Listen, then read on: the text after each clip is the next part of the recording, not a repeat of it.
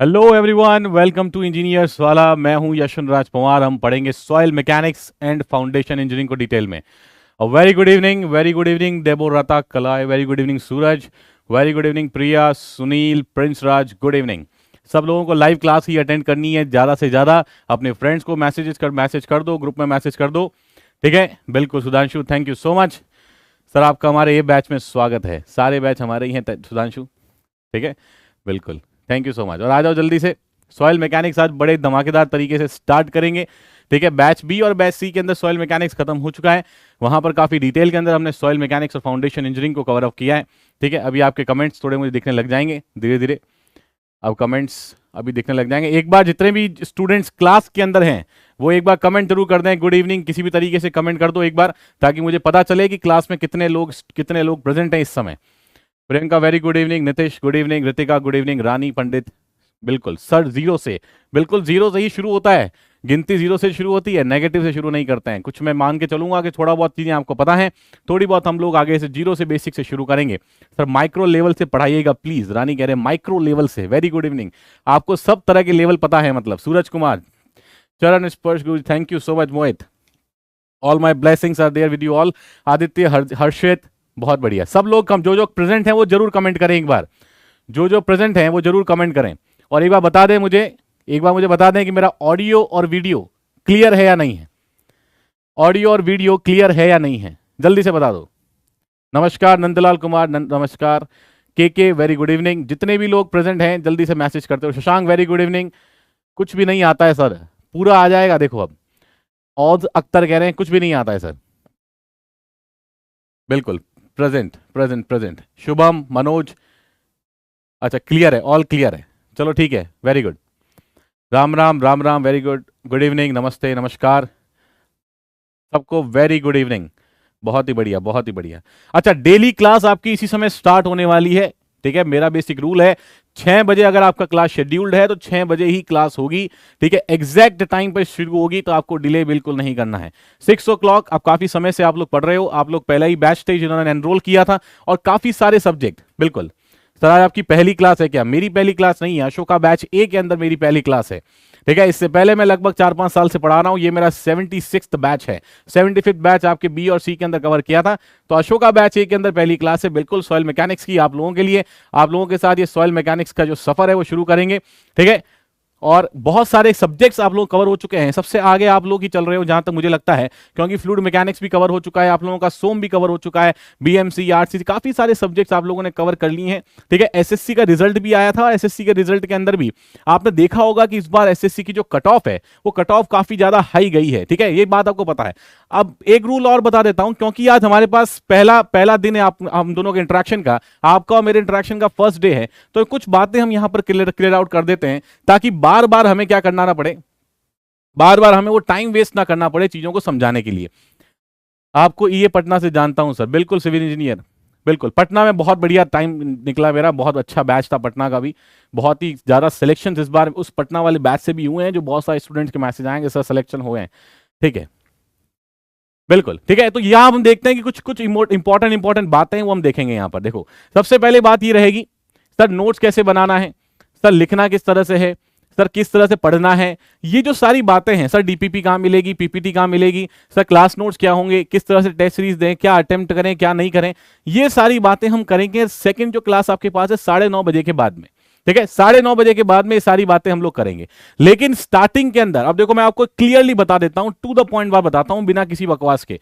To the point बात बेटा ये है कि आपके पास इस सॉइल मैकेनिक्स को कवर करने के लिए 20 से 21 दिन का समय है, क्लियर है, 20 से 21 दिन का समय है। अब 20 या 21 दिन के समय के अंदर लगभग 60 से 62 घंटे होते हैं जो आपको मिलेंगे ऑफिशियली, ठीक है, कुछ एक्स्ट्रा क्लासेस वगैरह भी देखेंगे। तो अगर आपको बिल्कुल आइडिया है, अगर आपने पहले कभी सॉइल मैकेनिक्स या फाउंडेशन इंजीनियरिंग का नाम भी सुना होगा, तो आपको पता होगा कि 60 या 62 घंटे के अंदर सॉइल मैकेनिक्स को कवर करना थोड़ा सा डिफिकल्ट है, सॉइल मैकेनिक्स को कवर करना थोड़ा सा डिफिकल्ट है, ये आपको पता होगा। इसीलिए मैं क्या करने वाले हम, इसीलिए आपको करना क्या है, आपको ये टाइम वेस्ट वाली चीजों को साइड रख के पूरा फोकस आपको अपनी क्लास के ऊपर रखना है। पूरा फोकस क्या रखना है कि अगर आप 3 घंटे यहां पर बैठे हो, मेरे साथ 3 घंटे पढ़ रहे हो, तो 3 घंटे हम सिर्फ और सिर्फ सॉइल मैकेनिक्स की बात कर रहे होंगे और किसी दूसरे टॉपिक की बात नहीं करेंगे। क्लियर है? सिर्फ और सिर्फ सॉइल मैकेनिक्स की बात करेंगे, उसके अलावा किसी और टॉपिक की हम बात बिल्कुल नहीं करने वाले हैं। क्लियर है? तो ये सारी बातें, दूसरी चीजें बातें, उनको हम कवर अप नहीं करेंगे।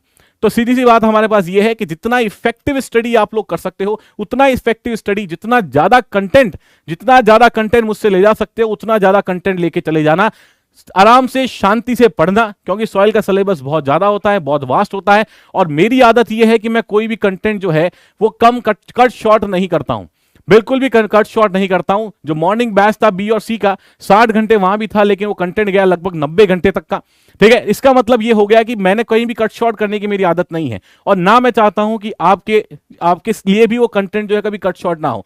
कंप्लीट डेरिवेशंस, जो डेरिवेशन, जो फॉर्मूला सॉइल मैकेनिक्स में देखने को मिलते हैं, कभी आपने रटे होंगे, कभी किसी और से पढ़ के रटे होंगे उन फॉर्मूले को, उसका डेरिवेशन भी हम कंप्लीट देखेंगे, फॉर्मूला आया कैसे है।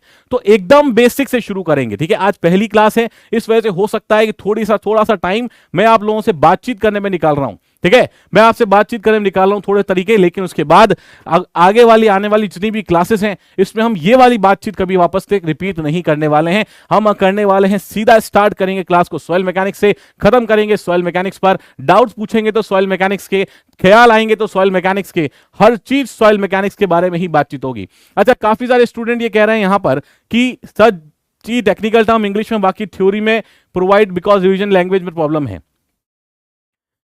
बिल्कुल, बैच बी वाले बोल, बिल्कुल बैच बी और बैच सी में आप बिल्कुल पूछ सकते हो, अगर आपके कोई फ्रेंड्स हैं वहां पर तो। ठीक है, अगर आपके पास फ्रेंड्स है, जो के ने बोला है कि सर डीप में पढ़ाना ताकि रटना ना पड़े, अरे सॉइल मैकेनिक्स ऐसे पढ़ा दूंगा कि जिस तरह से आपके अंदर से सॉइल आपका फेवरेट सब्जेक्ट हो जाएगा। बहुत लोगों की कमजोरी होती है सॉइल मैकेनिक्स, और बिल्कुल इस तरह से इस लेवल पे आपका सॉइल मैकेनिक्स पहुंच जाएगा कि कोई टेंशन ही नहीं आएगी। बिल्कुल हर तरह के सपने। और बी और सी वाले बैच में अगर आपके स्टूडेंट्स हैं, आगे आपके दोस्त हैं, कुछ रिश्तेदार हैं, कोई भी हो वहां पर, उनसे एक बार पूछ लेना सॉइल मैकेनिक्स उनका किस तरह से कवर अप हुआ है और किस डिटेल के अंदर कवर अप हुआ है, वो आप वहां से भी देख सकते हो। बातें तो आप तक पहुंची जाती है, बहुत ही आगे हो आप लोग इन चीजों के अंदर। ठीक है, तो हम शुरू करेंगे। पहले आज देखेंगे इंट्रोडक्टरी क्लास के अंदर कि क्या क्या हम कंटेंट कवर करने वाले हैं, कौन कौन से कंटेंट को कवर करने वाले हैं, क्या क्या रेफरेंस बुक्स हैं, क्या आपका सब्जेक्ट का वेटेज क्या है सॉइल मैकेनिक्स या फाउंडेशन इंजीनियरिंग का, क्यों सॉइल मैकेनिक्स को सॉइल मैकेनिक्स हम बोल रहे हैं, क्या चीजें हम बता रहे हैं, ये सारी बातें हम वहां पर करेंगे। सर आपके बारे में पाठक सर बता रहे थे, बिल्कुल पाठक सर बहुत बढ़िया दोस्त हैं मेरे, हम दोनों काफी अच्छे फ्रेंड्स हैं। पाठक सर बिल्कुल बहुत ही बढ़िया, जबरदस्त कॉन्फिडेंस से पढ़ाते हैं, बहुत बढ़िया तरीके से पढ़ाते हैं। बिल्कुल बिल्कुल बिल्कुल, सॉइल मैकेनिक्स से डर लगता है सर, अब से सॉइल मैकेनिक्स से डर नहीं लगेगा, डोंट वरी निर्मल कुमार। हाँ, लेकिन हिंदी और इंग्लिश वालों को मैं एक बार बता देता हूं, देखो हिंदी और इंग्लिश वालों के, हिंदी वालों जितने भी, एक बात सुनो मेरा, कि मैंने बैच बी के अंदर भी ये बात हुई थी, बैच सी के अंदर बात हुई थी, आप लोगों से भी ये बात कर लेता हूं ताकि बार बार चीजों को रिपीट ना करना पड़े। मैं चीजों को आपको एक्सप्लेन बहुत बढ़िया तरीके से कर दूंगा, हिंदी और इंग्लिश की प्रॉब्लम आपको नहीं आएगी। जितने भी सॉइल मैकेनिक्स के मैकेनिज्म्स वगैरह हैं, जितने भी आपके पास प्रोसेस हैं, जितने भी आपके पास थ्योरी है, जो भी कॉन्सेप्ट्स हैं, उन कॉन्सेप्ट्स को एकदम बेसिक लेवल पे जाके आप लोगों को क्लियर आउट हो जाएगा। चाहे आपकी लैंग्वेज हिंदी हो, चाहे इंग्लिश हो, चाहे आपने बचपन में किसी भी लैंग्वेज में पढ़ा हो, लेकिन कॉन्सेप्ट जरूर समझ में आएगा, इतनी मेरी गारंटी है, इतनी मेरी गारंटी, कॉन्सेप्ट जरूर समझ में आएगा। अब बात रही आपके पास किसकी, बात रही सर वो प्रॉपर हिंदी में लिखवा देंगे, प्रॉपर उसको इंग्लिश में लिखवा देंगे, तो मैं क्या कर रहा हूं, हमारे पास जो नोट्स होते हैं आपको सबको पता है, हमारे पास जो नोट्स होते हैं आप सबको पता है, जनरली इंग्लिश के अंदर नोट्स होते हैं। क्लियर है? तो मैंने आपको इतने सालों पढ़ाया तो ऑब्वियसली इंग्लिश के अंदर पढ़ाया, तो मैं जो डेफिनेशंस वगैरह लिखाऊंगा, और ज्यादातर लोग जो कंफर्टेबल हैं वो इंग्लिश में भी कंफर्टेबल होते हैं, तो डेफिनेशंस वगैरह मैं जो लिखवाऊंगा वो मैं इंग्लिश में लिखवाऊंगा। देखो आज ही सारी बात कर रहा हूं, वापस से रिपीट मत करने देना मुझे ये सारी चीजें, मैं वापस से जो है टाइम वेस्ट नहीं करना चाहता इन सारी चीजों के अंदर, तो इसलिए पहले ही फर्स्ट क्लास के अंदर हम क्लियरिफाई कर देते हैं। ठीक है, नमस्कार कौशल। अब देखो क्या करना है इसमें, मैं अपने जो इंग्लिश के नोट्स हैं जो मैंने अलग पढ़ा दिए हैं, और जो भी नोट्स यहां पर हैं, ठीक है, ये इंग्लिश के नोट्स जो हैं, इन इंग्लिश के नोट्स को मैं हिंदी में ट्रांसलेट करवा रहा हूं साथ साथ। ठीक है, तो अभी ट्रांसलेशन का काम चल रहा है हिंदी के नोट्स का भी, तो जैसे जैसे ही आपका बैच खत्म होगा तब तक मेरी पूरी उम्मीद है कि बैच का आपका ट्रांसलेशन जो हिंदी का कंप्लीट कवर अप हो जाएगा। आप लोगों को पता है कि हिंदी में ऑथेंटिक और बढ़िया डिटेल के अंदर नोट्स कहीं पर नहीं मिलते हैं, किसी मार्केट में नहीं मिलते हैं, हम 5-7 साल से हैं मार्केट के अंदर, हमें पता है, तो नहीं मिलते हैं। तो मैं क्या कर रहा हूं कि मेरा ही जो कंटेंट है, जिससे पढ़ के मैं भी 4 बार एसएससी सेलेक्ट हुआ हूं और बहुत सारे एग्जाम्स मैंने निकाले हैं गवर्नमेंट के, वही नोट्स अगर आप तक पहुंचेंगे तो आप भी उसको बेटर वे में बिल्कुल तरीके से कर सकते हो। तो हिंदी का जो ट्रांसलेशन है वो ट्रांसलेशन करवाया जा रहा है आप लोगों के लिए, तो जैसे ये बैच खत्म होगा जब तक आपके पास कंप्लीट नोट्स मिल जाएंगे, तो उसमें आपको बीच बीच में पैनिक नहीं होना है कि सर ये कैसे लिखेंगे, क्या लिखेंगे। आप इंग्लिश में लिखो, उसको बताओ बिल्कुल बढ़िया तरीके से इंग्लिश में लिखो। ठीक है, और पीपीटी वगैरह से पढ़ाने का मेरा मन नहीं है। क्लियर है? बात समझना ध्यान से, मैं पीपीटी वगैरह से नहीं पढ़ाता हूं, मैं पढ़ाता हूं डायरेक्ट लिख के, तो आपको नोट्स बनाने में कोई दिक्कत होने वाली नहीं है।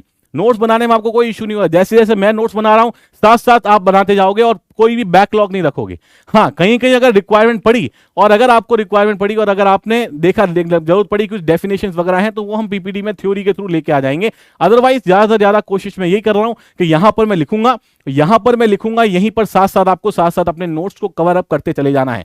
क्लियर है यहां तक बात? और हिंदी वाले स्टूडेंट जितने भी थे उसको मैंने उनको बता दिया है कि उनको एड्रेस किस तरह से किया जाएगा। सारी चीजें आपको समझा दी जाएंगी, सारी चीजें आपको समझा दी जाएंगी बढ़िया तरीके से। और ये नोट्स जो है जो आप लिख रहे हो क्लास के अंदर, इन्हीं को हम हिंदी में ट्रांसलेट भी करवा रहे हैं साथ ही साथ। वो जैसे ही साथ साथ ट्रांसलेट हो जाएंगे आपको बैच के बाद प्रोवाइड करवा दिया जाएगा। ठीक है ना? ठीक है, बिल्कुल करेक्ट है। चलो, तो इसमें लैंग्वेज का इश्यू मत रखना। देखो, सॉइल मैकेनिक्स पढ़ने आ रहे हो तो समझने के माइंडसेट से लेके आना कि मुझे समझना है सॉइल मैकेनिक्स को। ठीक है, इस चीज को ध्यान रखना। और जो भी बैच शुरू होता है, मैं एक चीज आपसे पूछता हूं, हमेशा एक चीज मैं अपने स्टूडेंट्स को बोलता हूं, किसी तरह की टेंशन लेने की रिक्वायरमेंट नहीं है। अरे फिक्र करता है क्यों, फिक्र से होता है क्या, कराज खुद पे भरोसा और फिर देख होता है क्या। ठीक है, अपने आप पे भरोसा रखना है, कॉन्फिडेंस रखना है। आज आपका सब्जेक्ट कुछ भी हो, किसी भी लेवल पर हो, किसी भी जगह से आप पढ़ के आए हो, यहां मेरे साथ एक बार पढ़ लोगे, कहीं और पढ़ने की जरूरत नहीं पड़ेगी। कहीं भी देख लेना, कंटेंट कहीं भी मैच कर लेना, कुछ भी देख लेना कहीं से भी, क्योंकि मार्केट में हम पढ़ा रहे हैं काफी समय से। ठीक है, बहुत बढ़िया तरीके से पढ़ेंगे, लेकिन शर्त यह है कि आपको उतनी ही मेहनत करनी पड़ेगी जितनी मेहनत मैं आपके साथ कर रहा हूं। ठीक है, जितनी मेहनत मैं आपके साथ कर रहा हूं उतनी मेहनत आपको भी करनी है, बस इस चीज का ध्यान रखेंगे। चलो ठीक है, करते हैं शुरू करेंगे हम soil mechanics and foundation engineering को। आज आगाज कर देते हैं आपके सब्जेक्ट का। बहुत ही इंपॉर्टेंट सब्जेक्ट है, आप सब लोग इसके बारे में सुन चुके हो आपके कॉलेज में, सेमेस्टर्स के अंदर, अलग अलग कोचिंग्स में। कुछ स्टूडेंट्स ऐसे होंगे जो बहुत जगह पढ़ रखे होंगे, पहले भी पढ़ रखा होगा सॉइल मैकेनिक्स। उनसे मेरी ये विनती है, रिक्वेस्ट है कि धीरे धीरे थोड़ा शांति रखना मन के अंदर, सारी चीजें आपको देखने को मिलेंगी बढ़िया तरीके से। ठीक है, बिल्कुल। चलो ठीक है, अब शुरू करने वाले हैं। पूरा ध्यान सर, गेट के लिए, गेट ईएससी जो भी है सारे क्वेश्चंस, गेट के कुछ क्वेश्चंस मैं क्लास में भी करवाऊंगा, तो आपको ऑटोमेटिक पता चल जाएगा इसी थ्योरी से आपका गेट के क्वेश्चंस भी हो रहे हैं। ठीक है ना? तो ये सारी ऑफरिंग्स तो ऑटोमेटिक भी हो जाएगी, डोंट वरी अबाउट दैट। अब देखो, ऋषभ कह रहे हैं ब्राइटनेस ज्यादा है, अपने फोन की ब्राइटनेस कम कर दो बेटा, है ना? ये सब चीजें, बस इसी चीज, ये सब मैं आज बात कर रहा हूं आप लोगों से, सारी बातें ये जो कमेंट में इतने देख रहा हूं, आज ही देख रहा हूं। ठीक है ना? ये ब्राइटनेस ज्यादा है, ब्राइटनेस कम है, टीवी ऑफ हो गई है, राइट हैंड से लिखूं, लेफ्ट हैंड से लिखूं, पढ़ के पढ़ूं, पड़ोसी घर जाके पढ़ूं, ये सब चीजें मैं आज ही देख रहा हूं। इसके बाद मैं इसको आज के बाद नहीं देखूंगा इन चीजों को। ठीक है, तो पहली मुलाकात है इसलिए मैं सारी बातें पढ़ रहा हूं, नॉर्मल देख रहे हैं। अदरवाइज कमेंट की तरफ मैं तभी देखूंगा जब थ्योरी कंप्लीट हो चुकी होगी। क्लियर है? चलो ठीक है, तो शुरू करते हैं। इंट्रोडक्शन सॉइल मैकेनिक्स, मृदा यांत्रिकी और नीव इंजीनियरिंग, फाउंडेशन इंजीनियरिंग, दोनों के बारे में बातचीत करेंगे। इंट्रोडक्शन टू सॉइल मैकेनिक्स मतलब मृदा यांत्रिकी का परिचय। मृदा यांत्रिकी का परिचय क्या है, किस तरह से क्या क्या इंट्रोडक्शन है, उसके बारे में आज की क्लास के अंदर हम बातचीत करेंगे। क्या क्या हम कवर करने वाले, क्या क्या पॉइंट्स हम कवर करने वाले, वो देखते हैं आज की क्लास के अंदर। पहला है contents to be covered in this course.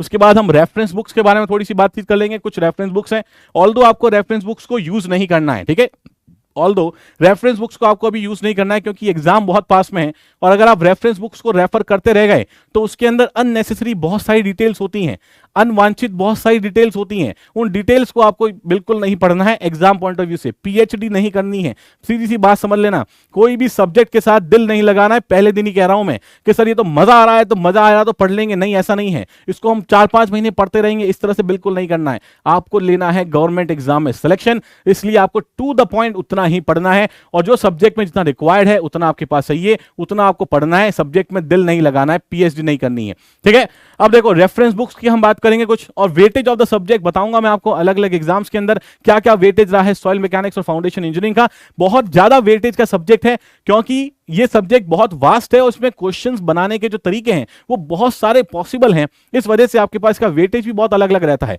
ठीक है, उसके बाद हम देखेंगे इंट्रोडक्शन ऑफ सॉइल मैकेनिक्स, वहां से हमारी क्लास को स्टार्ट करेंगे।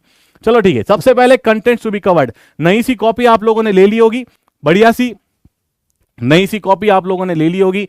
पेन उठाओ, कॉपी उठाओ, कंटेंट लिखो पहले पेज के ऊपर, क्या क्या कंटेंट हम कवर करने वाले हैं। ठीक है, क्या क्या कंटेंट हम कवर करने वाले हैं, उठाओ पेन कॉपी और लिखना शुरू करो। सबसे पहले कंटेंट हम शुरू करेंगे, सबसे पहले कंटेंट करेंगे इंट्रोडक्शन टू सॉइल मैकेनिक्स। पहला चैप्टर आपके पास हो जाएगा इंट्रोडक्शन टू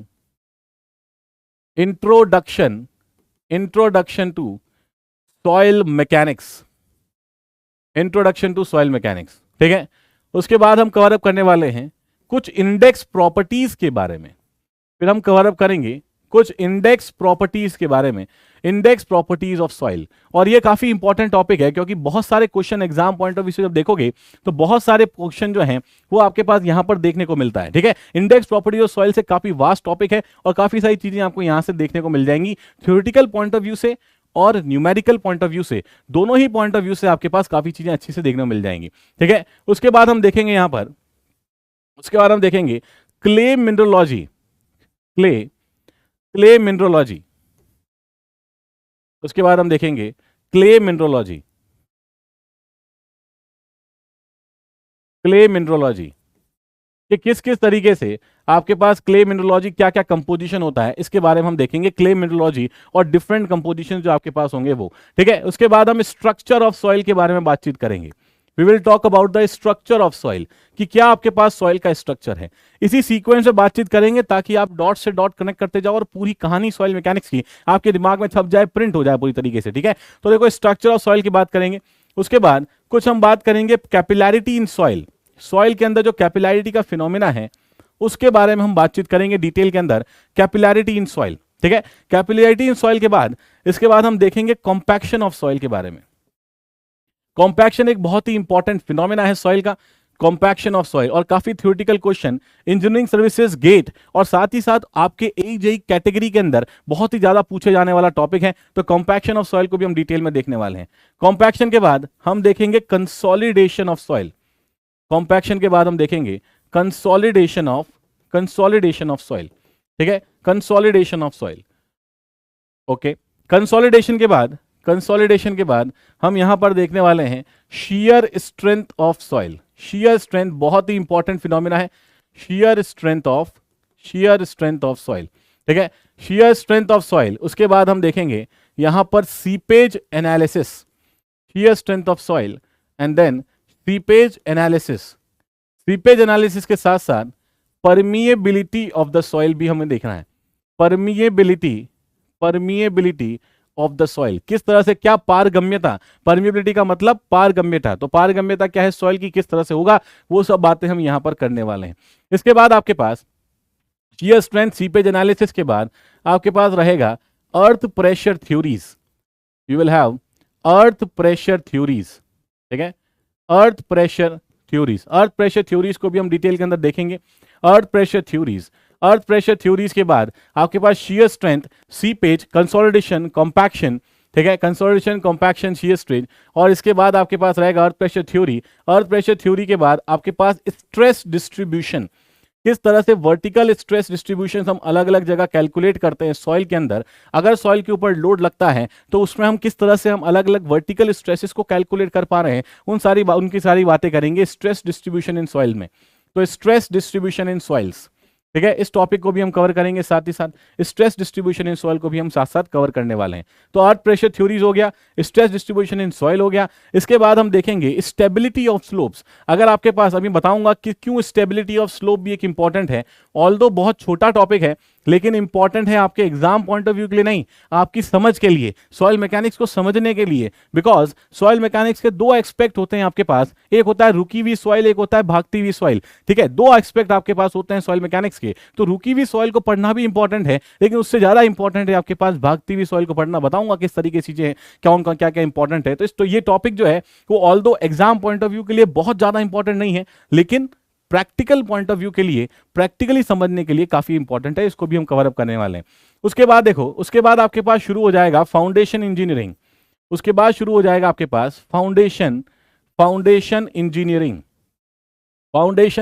नींव अभियांत्रिकी, इसके बारे में हम बातचीत करेंगे। नींव अभियांत्रिकी, इसके बारे में हम बातचीत करेंगे। ठीक है, इसमें भी दो तरह की चीजें होती हैं, एक आपके पास होता है शैलो फाउंडेशन और एक आपके पास होता है deep foundation. Shallow and deep foundation, इन दोनों के बारे में काफी डिटेल के अंदर। क्यों फाउंडेशन का मतलब होता है नींव। कोई भी स्ट्रक्चर बनाते हो, अपना घर बनाते हो, कोई बिल्डिंग बनाते हो, कुछ भी स्ट्रक्चर बनाते हो, सबसे पहले आपको नींव बनानी है, फाउंडेशन बनाना है। अगर फाउंडेशन स्ट्रांग होगा तो आपका स्ट्रक्चर भी उतना ही स्ट्रांग रहेगा। ठीक है, उतना ही स्ट्रांग रहेगा। अब देखो के ये सारी बातें हम बाद में करेंगे, फिर बता रहा हूं, अभी पहली क्लासेस में कमेंट देख रहा हूं, ये सारी बातें बाद में करेंगे। कि एक बार ये भी बता देना कि कंटेंट में सबसे ज्यादा ध्यान कौन से टॉपिक पे देना है। पहले अभी आपको ध्यान देना है कंटेंट के ऊपर।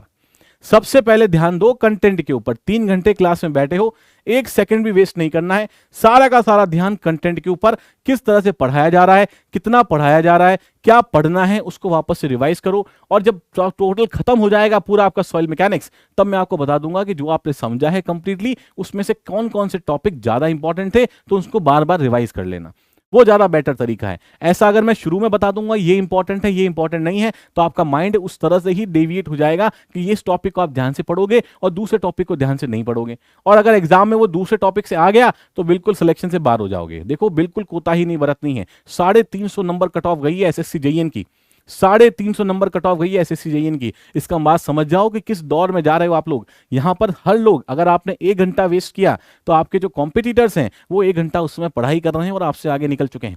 ठीक है, तो मैं क्योंकि इस फेज से निकला हूं, मैंने भी प्रिपरेशन करी है और सक्सेसफुल प्रिपरेशन करी है, मुझे पता है आपका ये समय कितना इंपॉर्टेंट है। इसलिए मैं बिल्कुल भी इसमें वेस्ट नहीं करना चाहता, क्योंकि अगर मैं क्लास में खड़ा हूं, मैं क्लास में पढ़ने आया हूं, और आप लोग कहां कहां से क्या क्या स्थितियों में किस किस सिचुएशन से आते हो, ये सब मुझे पता है। काफी सारे मैसेजेस स्टूडेंट्स के आते हैं। आपके लिए ये टाइम, ये मोमेंट, ये सब्जेक्ट बहुत इंपॉर्टेंट है और बहुत ज्यादा आपके लिए बेनिफिशियल है, क्योंकि यहां से अगर आपने कुछ भी समय को बर्बाद किया, मैं जानता हूं कि अगर मेरा समय उस समय बर्बाद हो गया होता तो आज मैं यहां खड़ा नहीं होता। ठीक है, आज मैं यहां खड़ा नहीं होता। तो मैं आपको भी ये सलाह देना चाहता हूं, क्योंकि वो जर्नी मैंने भी निकाली है, आपको ये बताना चाहता हूं, रिक्वेस्ट कर रहा हूं आपसे कि समय को बर्बाद मत होने दो, इस तरह के कॉन्वर्सेशंस को आगे ना बढ़ने दे। ठीक है, ये आपको ध्यान रखना है। किसी तरह का कोई भी डिस्टर्बिंग एलिमेंट आपको यूज नहीं रखना है। क्लास में अगर आ रहा है तो किसी को भी अपना समय बर्बाद करने की अनुमति मत दो। आपका समय बर्बाद हो गया, आपकी करियर बर्बाद हो जाएगा। करियर बर्बाद हो गया तो आप अपने फैमिली के लिए जो आपने सपने देखे हैं वो कभी पूरे नहीं हो पाएंगे। ठीक है, हमने जब शुरू किया था, जब प्रिपरेशन शुरू की थी, 2500 रुपये महीना किराया देना बहुत भारी पड़ जाता था। मुझे पता है वो सिचुएशन सारी क्या होती हैं और किस सिचुएशन से आप लोग आते हो। ये 2000 का अगर कोर्स भी है तो 2000 का कोर्स भी बहुत बहुत बड़ी है चीज आपके लिए। हमने जब पढ़ाई करी थी, हमारे टाइम पे 40-45 हजार के कोर्स हुआ करते थे, तो 2-2 हजार निकालना बहुत भारी काम होता था, बहुत भारी पड़ता था। क्लियर है, तो ये एक एक रुपए, एक एक चीज, एक एक सेकंड, एक एक टाइम, अगर आपने पहले पढ़ रखा है कोई बात नहीं, बैठ के रिवाइज करो, नहीं पढ़ रखा है साथ साथ पढ़ो। ठीक है, चलो ठीक है। अब देखो फाउंडेशन और इंजीनियरिंग के बारे में बात करेंगे तो शैलो और डीप के बारे में बात करेंगे, और इसके बाद एक बहुत ही बढ़िया सा टॉपिक आता है सॉइल एक्सप्लोरेशन का। Soil exploration and soil stabilisation, ये इंपॉर्टेंट टॉपिक इसलिए मैं बोल रहा हूं क्योंकि ऑल्दो आपके एजेई कैटेगरी के अंदर इसका 1 या 2 मार्क का क्वेश्चन आएगा, वो क्वेश्चन फिक्स होता है। ठीक है, बाद में जब पढ़ाएंगे तब मैं बता दूंगा आपको कि 1 या 2 मार्क्स का क्वेश्चन आएगा, और वो हमेशा फिक्स है कहां से आएगा, लेकिन हम पढ़ेंगे जरूर इसको डिटेल के अंदर। ठीक है, तो यहां पर इस टॉपिक को भी आपको ध्यान रखना है कि this is basically stabilization of the soil, मतलब सॉइल का stabilization, stabilization stabilization of soils and exploration of soil, soil का exploration and exploration of soil. और या कोई किसी किताबों में आप देखते हो सॉइल एक्सप्लोरेशन लिखा होता है, क्या लिखा होता है, सॉइल एक्सप्लोरेशन लिखा होता है, या एक्सप्लोरेशन ऑफ सॉइल, दोनों एक ही बात है, दोनों one and the same thing. तो ये टोटल चैप्टर है, लगभग 15 चैप्टर्स हैं। ये टोटल चैप्टर्स हम कवर करने वाले हैं इस पूरे कोर्स के अंदर, बहुत डिटेल के अंदर कवर करेंगे। ठीक है, तो ये सारे कंटेंट आई होप आप लोगों ने लिख भी लिया होगा, साथ साथ आप लोग कंटेंट या नोट्स को बना रहे होंगे, कोई भी बैकलॉग नहीं रखोगे। चलो ठीक है, रेफरेंस बुक्स की बात कर लेते हैं। सर क्या हमें रेफरेंस, ठीक है सर क्या हमें रेफरेंस की बात करनी है, क्या हमें रेफरेंस बुक से पढ़ाई करनी है?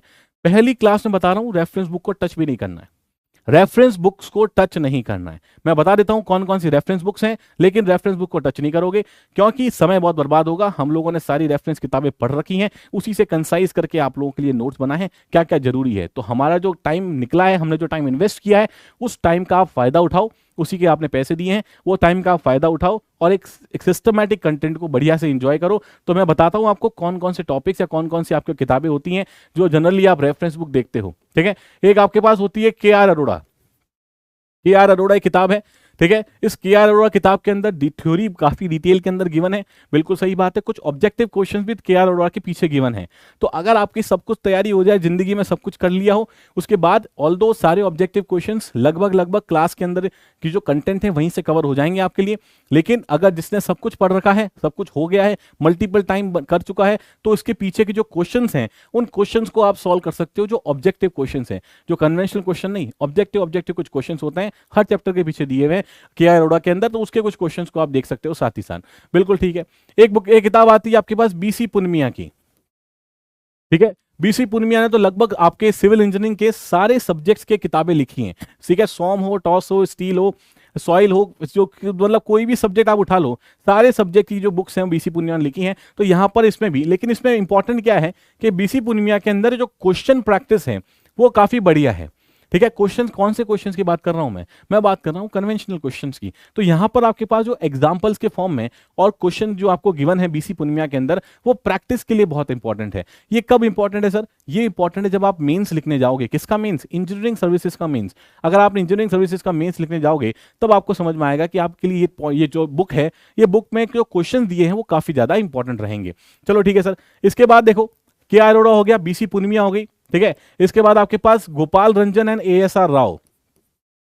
ये किताब जो है, गोपाल रंजन एंड एएसआर राव, ये किताब जो है ये भी काफी बढ़िया बुक है, लेकिन इसमें थ्योरेटिकल एक्सपेक्ट काफी ज्यादा है। मतलब थ्योरी बहुत ही डिटेल्ड वे में बताई गई है। इतनी थ्योरी पढ़ने की रिक्वायरमेंट नहीं है। अगर आप इंजीनियरिंग सर्विसेज की भी तैयारी कर रहे हो, या फिर उसके बाद आप सिविल सर्विसेज में भी सिविल इंजीनियरिंग को एज एन ऑप्शनल लेकर तैयारी कर रहे हो, तब भी आपके लिए ये किताब इतनी ज्यादा इंपॉर्टेंट नहीं है, क्योंकि इतना डिटेल के अंदर पूछा भी नहीं जाता किसी टॉपिक से। ठीक है, तो गोपाल रंजन एंड एएसआर राव है, लेकिन इसमें क्या है, इसमें डिटेल्ड थ्योरी है। इस चीज को आप ध्यान रखना है आपको, क्या कि फ्यूचर में कभी आपका मन करे एमटेक वेमटेक करने का, तो डिटेल्ड थ्योरी इस वाले के अंदर दी है। और इसी गोपाल रंजन एंड राव की एडवांस जियो टेक्निकल इंजीनियरिंग भी आती है। ठीक है, एडवांस जियो टेक्निकल इंजीनियरिंग भी आती है। तो वो वाली किताबें भी हैं जो एमटेक के स्टूडेंट्स पढ़ते हैं। बहुत सारे स्टूडेंट्स हमारे हैं जो एमटेक वगैरह कर रहे हैं।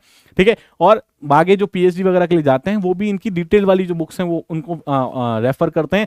लेकिन आपको अगर डिटेल थ्योरी में कुछ कॉन्सेप्ट, स्पेसिफिक कॉन्सेप्ट को अगर डिटेल में देखना हो, तब आप इस किताब को देख सकते हो। चलो कोई बात नहीं, इस किताब को भी देख सकते हैं सर। एक पियर्सन पब्लिकेशंस की बुक्स आती हैं। किसकी? पियर्सन पब्लिकेशन की फॉरेन ऑथर की किताबें आती हैं। पियर्सन पब्लिकेशन की फॉरेन ऑथर की बुक्स आती हैं। इसमें तो आपको पूरा सॉइल मैकेनिक्स का धागा खोला हुआ है बिल्कुल तरीके से। ठीक है, बढ़िया तरीके से एकदम, इतना डिटेल के अंदर, जिस लेवल पे आपको, मतलब अगर आपको सॉइल साइंटिस्ट बनना है तो वो ये वाली किताबें हैं पियर्सन पब्लिकेशंस की। ये कुछ बुक्स हैं जो मैंने आपको बता दिया। ठीक है, ये कुछ बुक्स हैं मैंने आपको बताया। जनरली लोगों के पास केआर अरोड़ा होती है, जो कि सेमेस्टर एग्जाम्स के लिए या फिर छोटे मोटे स्टेट एजेई और इन वाले एग्जाम्स के लिए सफिशिएंट है। अगर आपको रेफर करनी है तो केआर अरोड़ा को रेफर करो। ठीक है, उसके अलावा मुझे लगता है बाकी किताबों के आपको रेफर करने की जरूरत नहीं है। क्लियर है? आ जाओ आगे। नेक्स्ट, सब्जेक्ट का वेटेज कितना है सर? देखो, सब्जेक्ट का वेटेज किस तरह से, सब समझो, ध्यान से समझना। अलग अलग एग्जाम का अलग अलग वेटेज है। अगर मैं बात करता हूं सर ईएसई प्रीलिम्स की, इससे बड़ा एग्जाम तो दोगे नहीं आप कभी।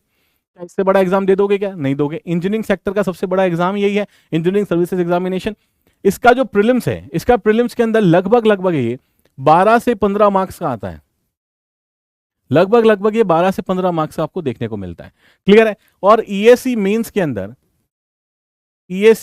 अंदर, ये लगभग 40 से 60 मार्क्स का आपको देखने को मिल जाएगा। 40 to 60 मार्क्स का देखने को मिल जाएगा मेंस के अंदर।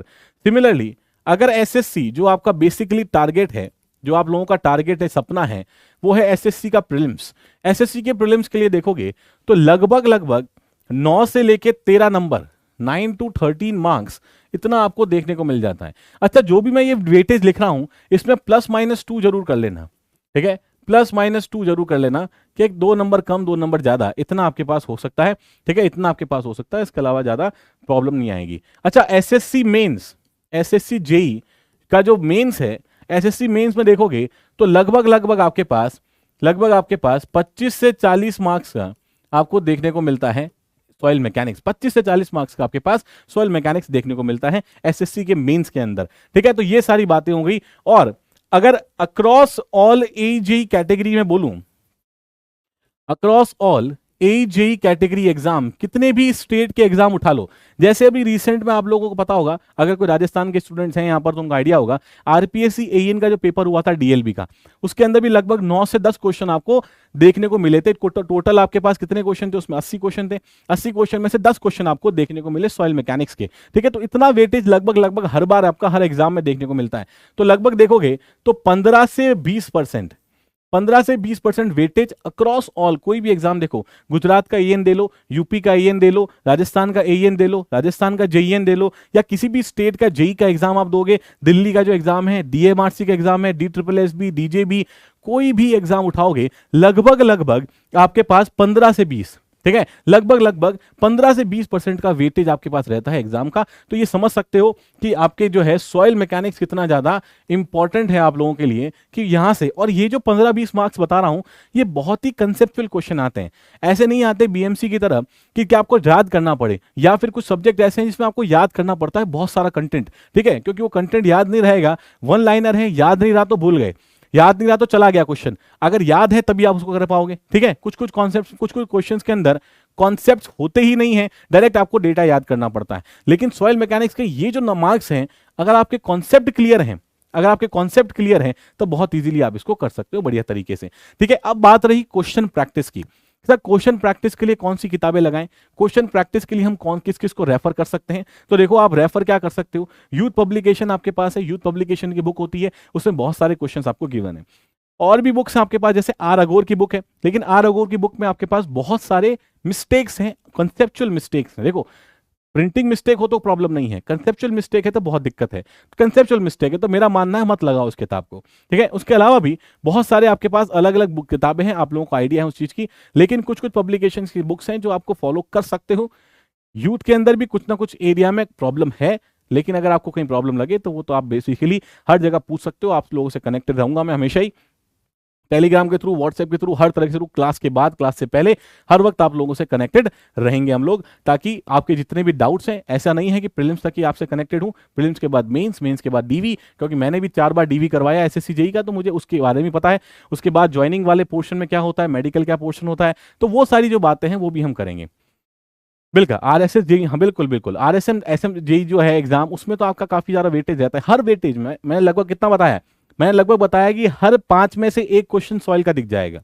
मैं ये बोल रहा हूँ 20% का मतलब क्या होता है, 1/5 होता है, 20% का मतलब 1/5, हर 5 में से एक क्वेश्चन सॉइल मैकेनिक्स का दिख जाएगा किसी ना किसी तरीके से, किसी न किसी तरीके से। अच्छा ठीक है, किसी और कोचिंग का मैं नाम लूंगा नहीं, जैसे कुछ बच्चे कमेंट कर रहे हैं, उसका नाम मैं लूंगा नहीं किसी और कोचिंग का या किसी और तरीके से, लेकिन मैंने आपको कुछ स्टैंडर्ड रेफरेंस बुक्स मैंने आपको बता दी है, बाकी आप लोग समझ सकते हो बहुत अच्छे तरीके से। ये आपका वेटेज आता है, सब्जेक्ट वेटेज, क्या क्या हमें देखना है, तो ये भी साथ साथ अपनी कॉपी में लिख लेना, ताकि आपको ये आइडिया लग जाए। ठीक है, ताकि आपको आइडिया लग जाए कि क्या आपके पास कितना वेटेज है, सब्जेक्ट कितना इंपॉर्टेंट है। चलो ठीक है सर, ये हो गई हमारी सारी बातें जो हमें बातें करनी थी, जो पहली क्लास में जनरली बातें करी जाती। अब शुरू करेंगे सॉइल मैकेनिक्स को। ठीक है, और वापस से मैं उसी बात को रिपीट कर रहा हूं बेटा, उसी बात को वापस से रिपीट कर रहा हूं कि वापस आज के बाद जब भी मैं सॉइल मैकेनिक्स शुरू करूंगा, जब भी क्लास शुरू करूंगा, ये वाली बातें हम वापस से नहीं करने वाले हैं। ये सब मैंने आपको सिस्टमैटिकली लिख के दे दिया है, अब इसी को आपको फॉलो करना है। या आप कहीं भी जाके देख सकते हो, किसी भी बुक में देख सकते हो, इतना ही लगभग आपको हर एग्जाम के अंदर वेटेज रहेगा। ठीक है, 5 से 6 एग्जाम मैंने निकाले हैं इस पर्टिकुलर कंटेंट से जो मैं आप लोगों को दे रहा हूं, तो ऑब्वियसली जो मैं कंटेंट दे रहा हूं उसी वो कंटेंट से आपका एग्जाम भी बिल्कुल निकलेगा, इसमें कोई दो राय नहीं है, कोई प्रॉब्लम नहीं है। तो करना क्या है आपको, करना बस इतना है, पूरा फोकस होकर क्लास में आके बैठना है, फ्रेश माइंड से बैठना है, 6 बजे बैठना है, और समझने के इंटेंशन से बैठना है, रटने के इंटेंशन से नहीं बैठना। ठीक है, चलो शुरू करते हैं introduction to soil mechanics. Introduction to soil mechanics start करेंगे अभी।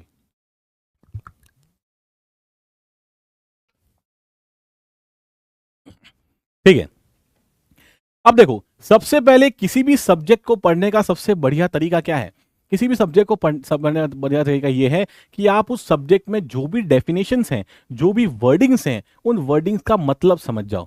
अगर आपने वर्डिंग्स का मतलब समझ लिया है, इसका मतलब लगभग 50 to 80% कॉन्सेप्ट आपके क्लियर हैं।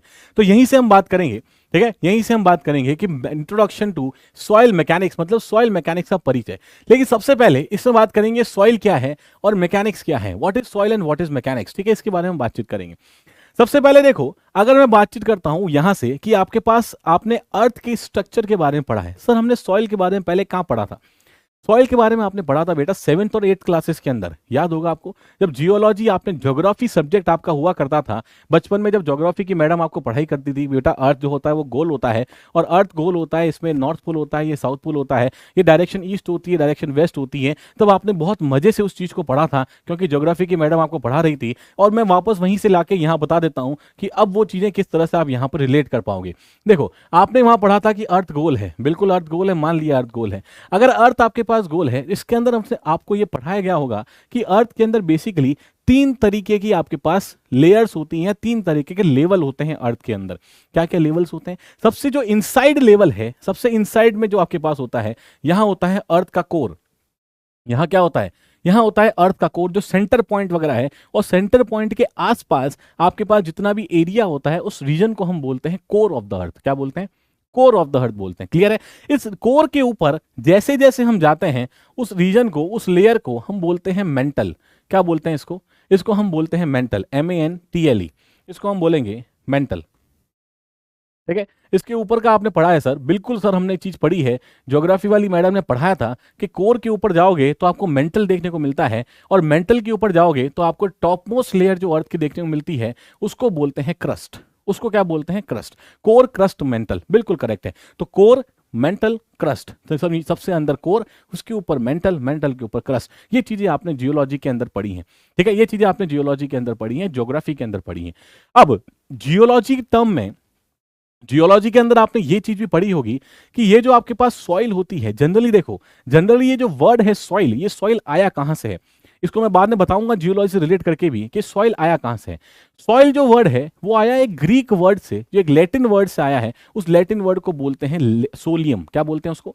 सोलियम वर्ड से ये चीज डिराइव हुई है। It is derive from a Greek word that is known as solium. और सोलियम का मतलब क्या है? सोलियम का मतलब होता है अपर लेयर, मतलब ऊपरी परत। ठीक है? ऊपरी परत ऑफ द सरफेस, किसी भी सतह की ऊपरी परत को सोलियम बोला जाता है।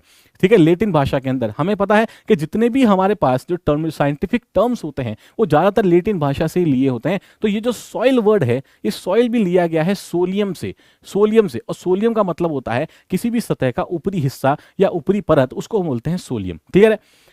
अब जो सोलियम आपके उसको सॉइल आपने बोल दिया। अब जो ऊपरी परत होती है सॉइल में, सॉइल की जो भी ऊपरी परत है किसी सतह की, उसमें जनरली हमें ये देखने को मिलता है कि सर हमारे पास ऑर्गेनिक मैटर्स जो है वो उसमें ज्यादा प्रेजेंट होते हैं। अब ऑर्गेनिक मैटर प्रेजेंट है तो क्या प्रॉपर्टी में चेंज आएगा? ऑर्गेनिक मैटर एब्सेंट है तब क्या प्रॉपर्टी में चेंज आएगा? ऑर्गेनिक मैटर प्रेजेंट है तो वो क्या हरकत कर रहे हैं सॉइल में, सॉइल के अंदर? इसके बारे में हम थोड़े बाद में बातचीत करेंगे जब मैं पढ़ाऊंगा आपको ऑर्गेनिक सॉइल्स के बारे में और इसकी इंजीनियरिंग प्रॉपर्टीज या स्ट्रक्चरल प्रॉपर्टीज के बारे में। अच्छा, एक बात और यहां पर आपको ध्यान रखनी है कि जब भी मैं ये बात बोल रहा हूं कि whenever I am talking about structural property, जब भी मैं बोलूंगा स्ट्रक्चरल प्रॉपर्टी, तो स्ट्रक्चरल प्रॉपर्टी जब भी मैं बोल रहा हूं या मैं जब भी बोल रहा हूं इंजीनियरिंग प्रॉपर्टी, तो ये दोनों चीजें हमारे पास क्या होंगी? एकदम सेम रहेंगी। कि engineering properties of the soil बोल रहा हूं, structural properties of the soil बोल रहा हूं, दोनों का मतलब बिल्कुल सेम होगा। और इसका मतलब ये होगा कि ये वो प्रॉपर्टीज हैं जिससे हम सॉइल को देख रहे हैं या सॉइल के बारे में बता पा रहे हैं कि क्या ये सॉइल हमारे स्ट्रक्चर कंस्ट्रक्शन के लिए सूटेबल है या नहीं है। तो जब भी मैं आगे पूरे सॉइल मैकेनिक्स या फाउंडेशन के अंदर जब जब इस शब्द को यूज करूंगा कि इंजीनियरिंग प्रॉपर्टीज अफेक्ट हो रही हैं, इंजीनियरिंग प्रॉपर्टीज अच्छी हो रही हैं, इंजीनियरिंग प्रॉपर्टीज बुरी हो रही हैं, इसका मतलब आपको सीधा सीधा दिमाग में समझना है कि सर इसका मतलब यह है कि वो जो सॉइल है वो कंस्ट्रक्शन पर्पस के लिए सूटेबल है या फिर सूटेबल नहीं है। ये होता है इंजीनियरिंग प्रॉपर्टीज का मतलब, स्ट्रक्चरल प्रॉपर्टीज का मतलब। तो जब भी हम बात करते हैं ये ऊपरी सतह आपके पास आई है जिसको मैं बोल रहा हूं सोलियम, और ये सोलियम का मतलब ऊपरी सतह है, और ऊपरी सतह के अंदर जनरली आपके पास ऑर्गेनिक मैटर्स बहुत ज्यादा प्रेजेंट होते हैं। इस वजह से होता यह है कि ऑर्गेनिक मैटर आपके सॉइल की इंजीनियरिंग प्रॉपर्टीज को कमजोर कर देता है। क्या कर देता है? इंजीनियरिंग प्रॉपर्टीज को कमजोर कर देता है। और अगर इसीलिए हमेशा जनरली जो टॉप लेयर होती है वो कंस्ट्रक्शन से पहले हटा दी जाती है। आपने देखा होगा, फॉर एग्जांपल आपका घर बन रहा है, घर बन रहा है, आपने देखा होगा इंजीनियर ठेकेदार क्या करता है? सबसे पहले बोलता है ये ऊपरी लेयर हटा दो सारी की सारी, तो ऊपर की लेयर हटा के उस प्लेन को समतल कर देता है बिल्कुल ही। तो टॉप लेयर हमेशा रिमूव कर दी जाती है बिफोर कंस्ट्रक्शन, बिकॉज वहां पर ऑर्गेनिक मैटर जो है काफी ज्यादा प्रेजेंट होते हैं। ठीक है? इसके बाद देखो, अगर मैं बात करता हूं जियोलॉजी के टर्म्स के अंदर या मैं बात करता हूं सॉइल मैकेनिक्स के टर्म्स के अंदर, तो जियोलॉजी, पहले मैं बात करूं सॉइल की अभी तो, ठीक है? तो जियोलॉजी और सॉइल मैकेनिक्स के अंदर सॉइल का मतलब क्या है वो ध्यान से समझना। जियोलॉजी में ये माना जाता है, जियोलॉजी माना जाता है कि कोर के ऊपर की सतह जो है वो पूरी मेंटल है, ये पूरी मेंटल है। और जो मेंटल की टॉप लेयर है, जो मेंटल की टॉप लेयर है, इस मेंटल को जियोलॉजी के अंदर रेगोलिथ भी बोला जाता है। क्या बोला जाता है इस मेंटल को? इस मेंटल को जियोलॉजी के अंदर रेगोलिथ भी बोला जाता है। मेंटल का मतलब ही रेगोलिथ है, नाम है, नाम है, याद रख लो कि रेगोलिथ, मेंटल, मेंटल, रेगोलिथ। इस मेंटल को रेगोलिथ भी बोला जाता है। और इसी मेंटल की टॉप लेयर को बोला जाता है सॉइल। इसी मेंटल की टॉप लेयर को बोला जाता है सॉइल। ठीक है? क्लियर है? इसको ध्यान से समझो, यहां से एक डायग्राम के थ्रू बढ़िया से समझो इसको कि अगर मैं जियोलॉजी के टर्म्स में बात कर रहा हूं, अगर मैं पहले जियोलॉजी के टर्म्स में बात कर रहा हूं तो देखो यहां क्या मतलब है। फिर एक एक करके समझाएंगे इसको क्या मतलब क्या है कि जियोलॉजी के टर्म्स में, और यहां हम सॉइल मैकेनिक्स में सॉइल का मतलब क्या है उसके बारे में बातचीत करते हैं, और उसके बाद धीरे धीरे इसको थोड़ा डिटेल के अंदर चलेंगे। तो देखो यहां पर सबसे पहले ये सॉइल जियोलॉजी है। तो फॉर एग्जाम्पल ये आपके पास एक लेवल है, ठीक है, ये आपके पास एक और लेयर है, और ये आपके पास ग्राउंड है, ठीक है, ये आपके पास ग्राउंड सरफेस है। इसका मतलब यहां आपके पास जो है दिस इज हार्ड स्ट्रेटा, ये आपके पास रॉक है या फिर हार्ड स्ट्रेटा है, इसको मैं हार्ड स्ट्रेटा बोल सकता हूं, रॉक बोल सकता हूं, या हार्ड स्ट्रेटा बोल सकता हूं। सर स्ट्रेटा का मतलब क्या होता है? स्ट्रेटा का मतलब होता है लेयर्स, लेयर्स मतलब परतें। स्ट्रेटा का मतलब क्या होता है? लेयर्स।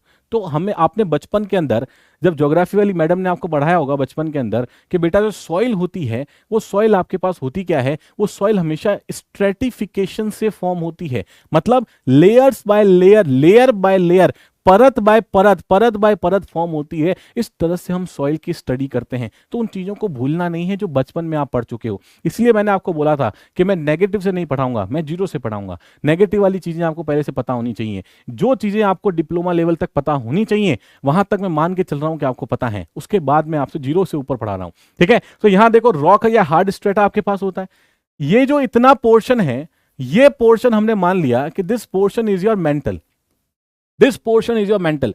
अब ये जो मेंटल का पोर्शन है, इस मेंटल के पोर्शन का क्या बोला मैंने? इस मेंटल के पोर्शन का टॉप लेयर, इस मेंटल के पोर्शन का टॉप लेयर ये जो होता है इसको बोला जाता है सॉइल इन जियोलॉजी, इसको बोला जाता है सॉइल इन जियोलॉजी। तो जब भी सॉइल की बात करते हैं ना, जब भी सॉइल की बात करते हैं, सॉइल है क्या? सॉइल ये है। अगर जियोलॉजी वालों से पूछोगे सॉइल क्या है, जियोलॉजी वाले बोलेंगे मेंटल का जो टॉप पोर्शन है इसी को हमने सॉइल बोल दिया है। अच्छा, सॉइल मैकेनिक्स जो आप लोग सॉइल पढ़ोगे उसमें क्या डिफरेंस है देखो ध्यान से, उसमें क्या डिफरेंस है ध्यान से देखो कि ये लेयर जो है, ये लेयर आपने यही बना दी सिमिलर तरीके से, ठीक है, ये लेयर आपने यहां बना दी सिमिलर तरीके से। नीचे आपके पास ये रॉक है ऐसे, ठीक है, ये हार्ड स्ट्रेटा है, रॉक है सिमिलर तरीके से, दिस इज रॉक या फिर हार्ड स्ट्रेटा। स्ट्रेटा का मतलब सर अब हमें बिल्कुल छप गया है दिमाग के अंदर कि स्ट्रेटा का मतलब क्या है। स्ट्रेटा मतलब लेयर है, परतें हैं। अब ये हो गया आपके पास mantle, this is your mantle, this is mantle. तो इसमें मतलब क्या है, यहां पर आपके पास क्या है कि ये जो टॉप पोर्शन है, ये जो टॉप पोर्शन है ये आपके पास का सॉइल होता है। जब मैं जियो टेक्निकल इंजीनियरिंग की बात कर रहा हूं तो सॉइल की बात कर रहा हूं, तो ये पूरा पोर्शन जो आपके पास होता है सॉइल मैकेनिक्स में, इस पूरे पोर्शन को हम सॉइल मान के चलते हैं। तो कोई भी हार्ड स्ट्रेटा के ऊपर जितना भी आपके पास परतों के फॉर्म में, लेयर्स के फॉर्म में, स्ट्रेटिफिकेशंस के फॉर्म में जो सॉइल पड़ा होगा उसी को हम कंसीडर करेंगे सॉइल। और इसी की सारी प्रॉपर्टीज को इस पूरे सॉइल मैकेनिक्स और फाउंडेशन में हम लोग पढ़ते हैं, इस पूरे सॉइल मैकेनिक्स और फाउंडेशन में पढ़ते हैं। ये बेसिक डिफरेंस है जो जियोलॉजी वाले सॉइल पढ़ते हैं और जो सॉइल मैकेनिक्स हम पढ़ते हैं, उनके अंदर डिफरेंस ये है, सॉइल का मतलब डिफरेंस ये है। यहां तक बात क्लियर है? जल्दी से बताओ मुझे, यहां तक बातें क्लियर है क्या? यहां से यहां तक बात क्लियर है?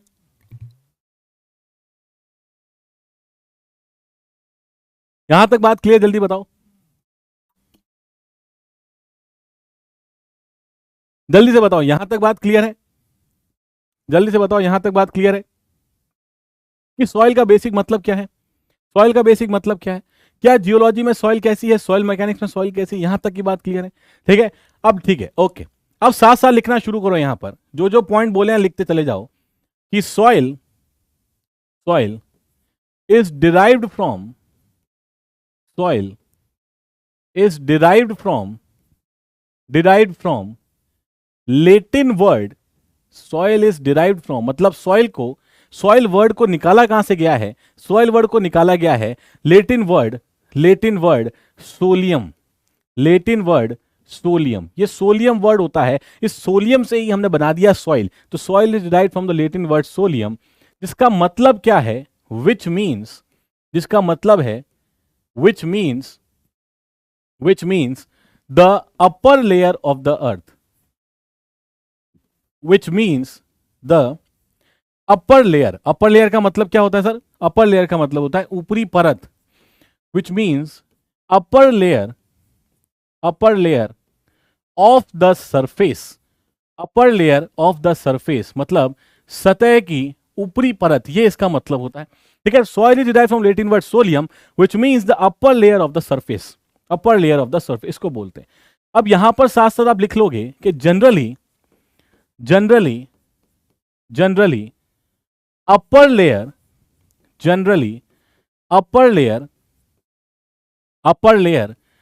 consist of large amount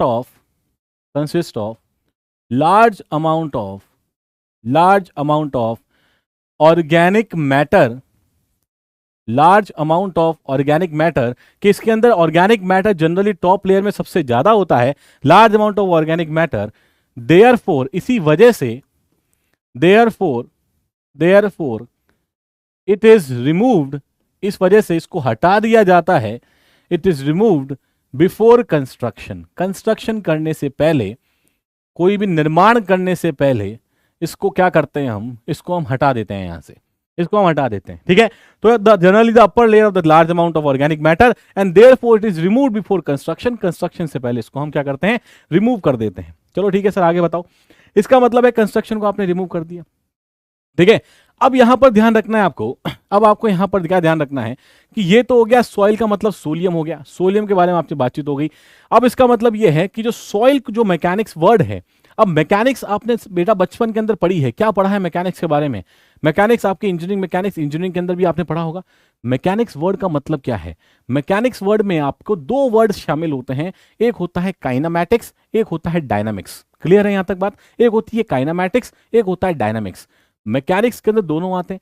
काइनामैटिक्स का मतलब है जब बॉडी आपकी मूव कर रही है, जब मोशन के अंदर बॉडी है, वो काइनामैटिक्स के अंदर आप देखते हो, ठीक है। स्टैटिक्स भी होता है जब बॉडी एट रेस्ट भी है, एक काइनामैटिक्स होता है जब आपके पास बॉडी मोशन के अंदर है, ठीक है। और उसके बाद आपके पास एक होता है आपका डायनामिक्स, इसका मतलब है जहां हम ये मोशन जो हो रहा है बॉडी का, उस पर लगने वाले फोर्सेस के बारे में भी बात करते हैं कि अगर मेरी बॉडी मूव कर रही है तो इस पर कौन सा फोर्स लगा है, किस तरह का फोर्स लगा है जिसकी वजह से बॉडी मूव कर पा रही है। अगर वो रोल कर रही है, अगर वो स्लाइड कर रही है, अगर वो मतलब वेज के फॉर्म में टूट रही है, तो क्या आपके पास कौन से फोर्स लगे हैं, नॉर्मल लगे हैं, शियर लगे हैं, टेंजेंशियल लगे हैं, किस तरह के फोर्स, एक्सियल फोर्स लगे हैं, कौन से फोर्स लगे हैं, वो आप सारे स्टडी करते हो डायनामिक्स के अंदर। तो सॉइल का मतलब आपने समझ लिया, सॉइल का मतलब जियोलॉजी वहां से आपने निकाला है, सॉइल का मतलब सोलियम, और मैकेनिक्स आपका जो डिराइव हुआ है वो काइनामैटिक्स, और यहां से स्टैटिक काइनामैटिक्स। और मैकेनिक्स में जब आप देखते हो तो आप क्या क्या देखते हो? तो आप देखते हो सर, एक तो फोर्सेस आपके पास स्टैटिक पे लग रहे हैं, एक आपके पास होता है काइनामैटिक्स, और एक आपके पास होता है डायनामिक्स, एक आपके पास होता है डायनामिक्स। सर ये तो हमने 11th क्लास में पढ़ ली है, बिल्कुल वहीं से खींच के लेके आ रहा हूं आपकी तरफ कि 11th क्लास के अंदर आपने जो चीजें पढ़ी थी वहीं से देखो किस तरह से यूज कर रहे हो। इसका मतलब है जब हम पूरे सब्जेक्ट के अंदर पढ़ रहे होंगे तब हमें दो तरीके से मतलब है। क्या क्या मतलब है सर? पहला मतलब है अगर सॉइल किसी जगह पड़ी है, रुकी हुई पड़ी है, तब हम उसकी प्रॉपर्टीज को देख रहे हैं, तब हम उसके इक्विलिब्रियम को देख रहे हैं, ठीक है, उसके इक्विलिब्रियम को देख रहे हैं, वो स्टेबल है या अनस्टेबल है, उस चीज को हम देखेंगे, तो हमारा इंटरेस्ट उसके अंदर भी है।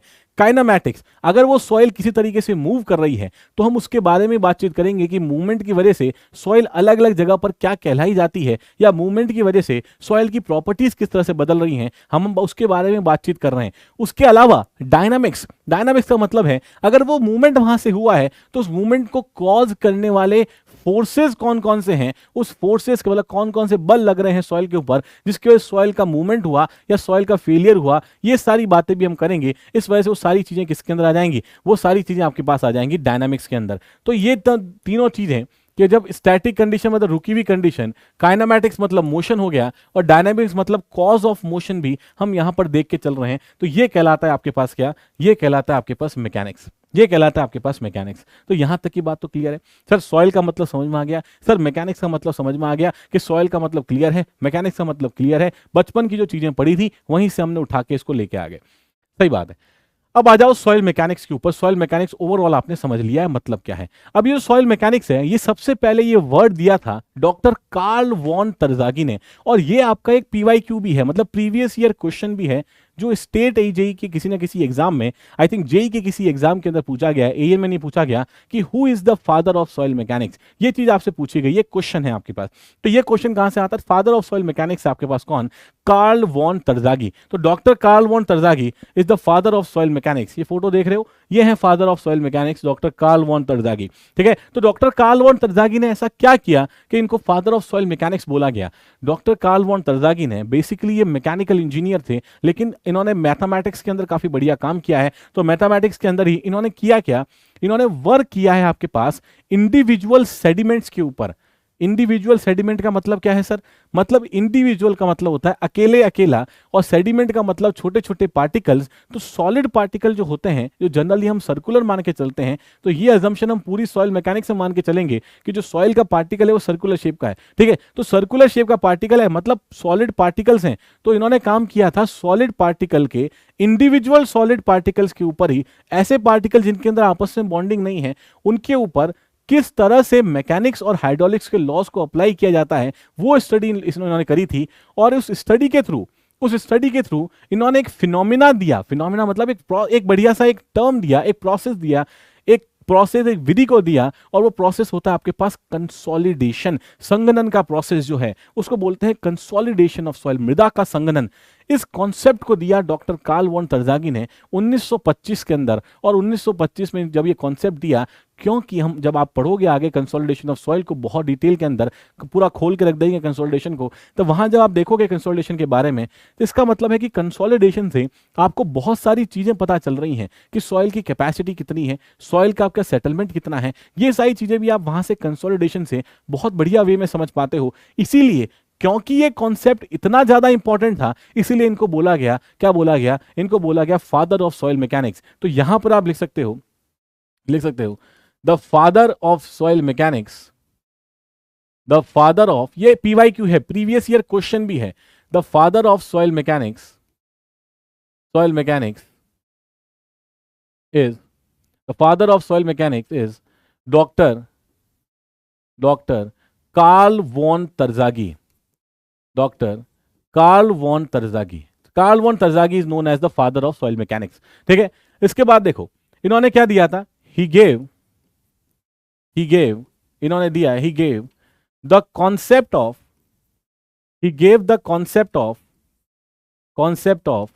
consolidation। इन्होंने कॉन्सेप्ट दिया कंसोलिडेशन का। he gave the concept of consolidation मतलब संगणन।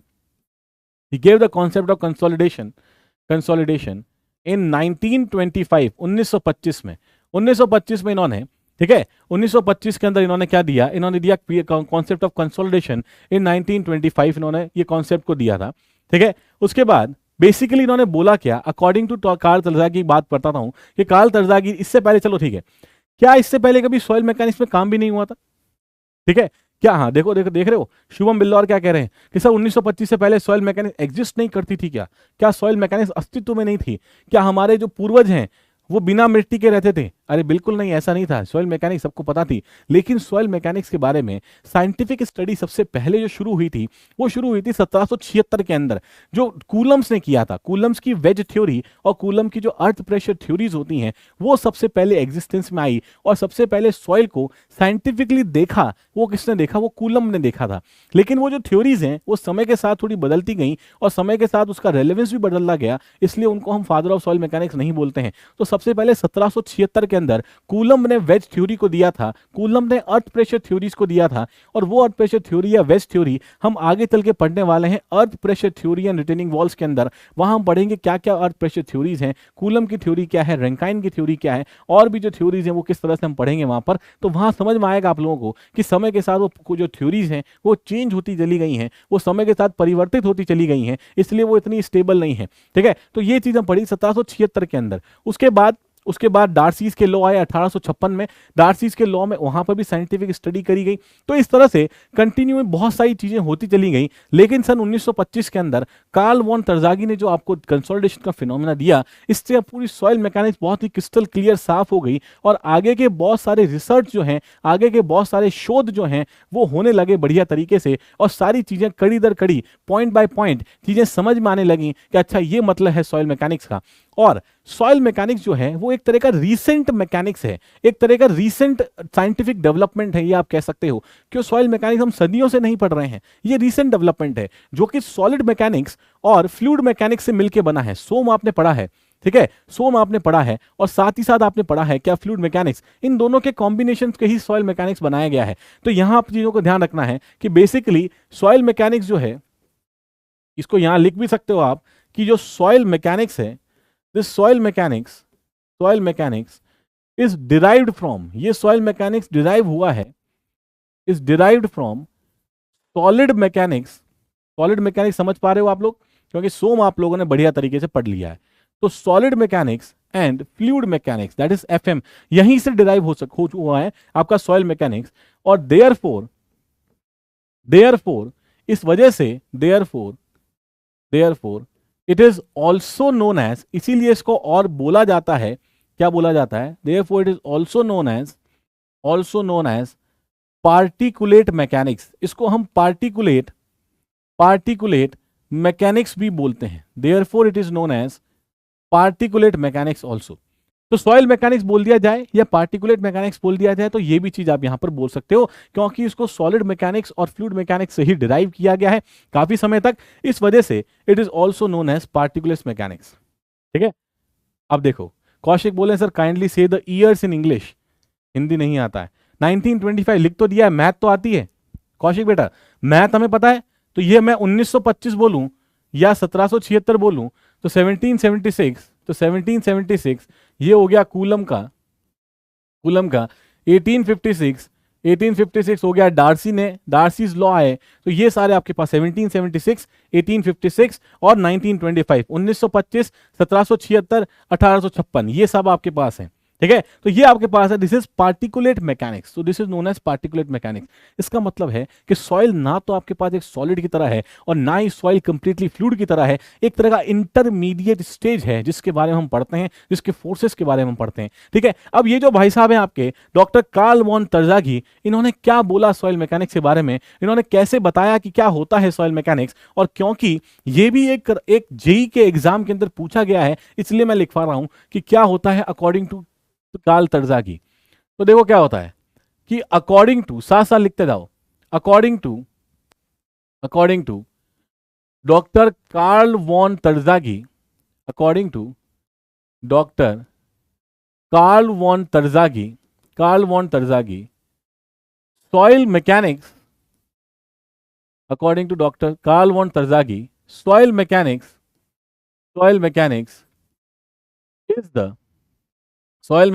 is the application of, अब देखो यहां पर तो हिंदी कुछ नहीं है, ठीक है, यहां तो हिंदी कुछ नहीं है, तो यहां पर आपको जैसे उसने बोला है वैसे ही कोटेशन लिखा जाता है। तो according to doctor Karl von Terzaghi soil mechanics is the application of laws of mechanics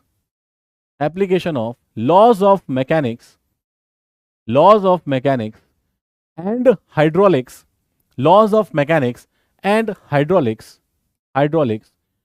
to the अभी लिखो, समझाता हूं इस चीज को, to the, परेशान मत होना, to the unconsolidated sediment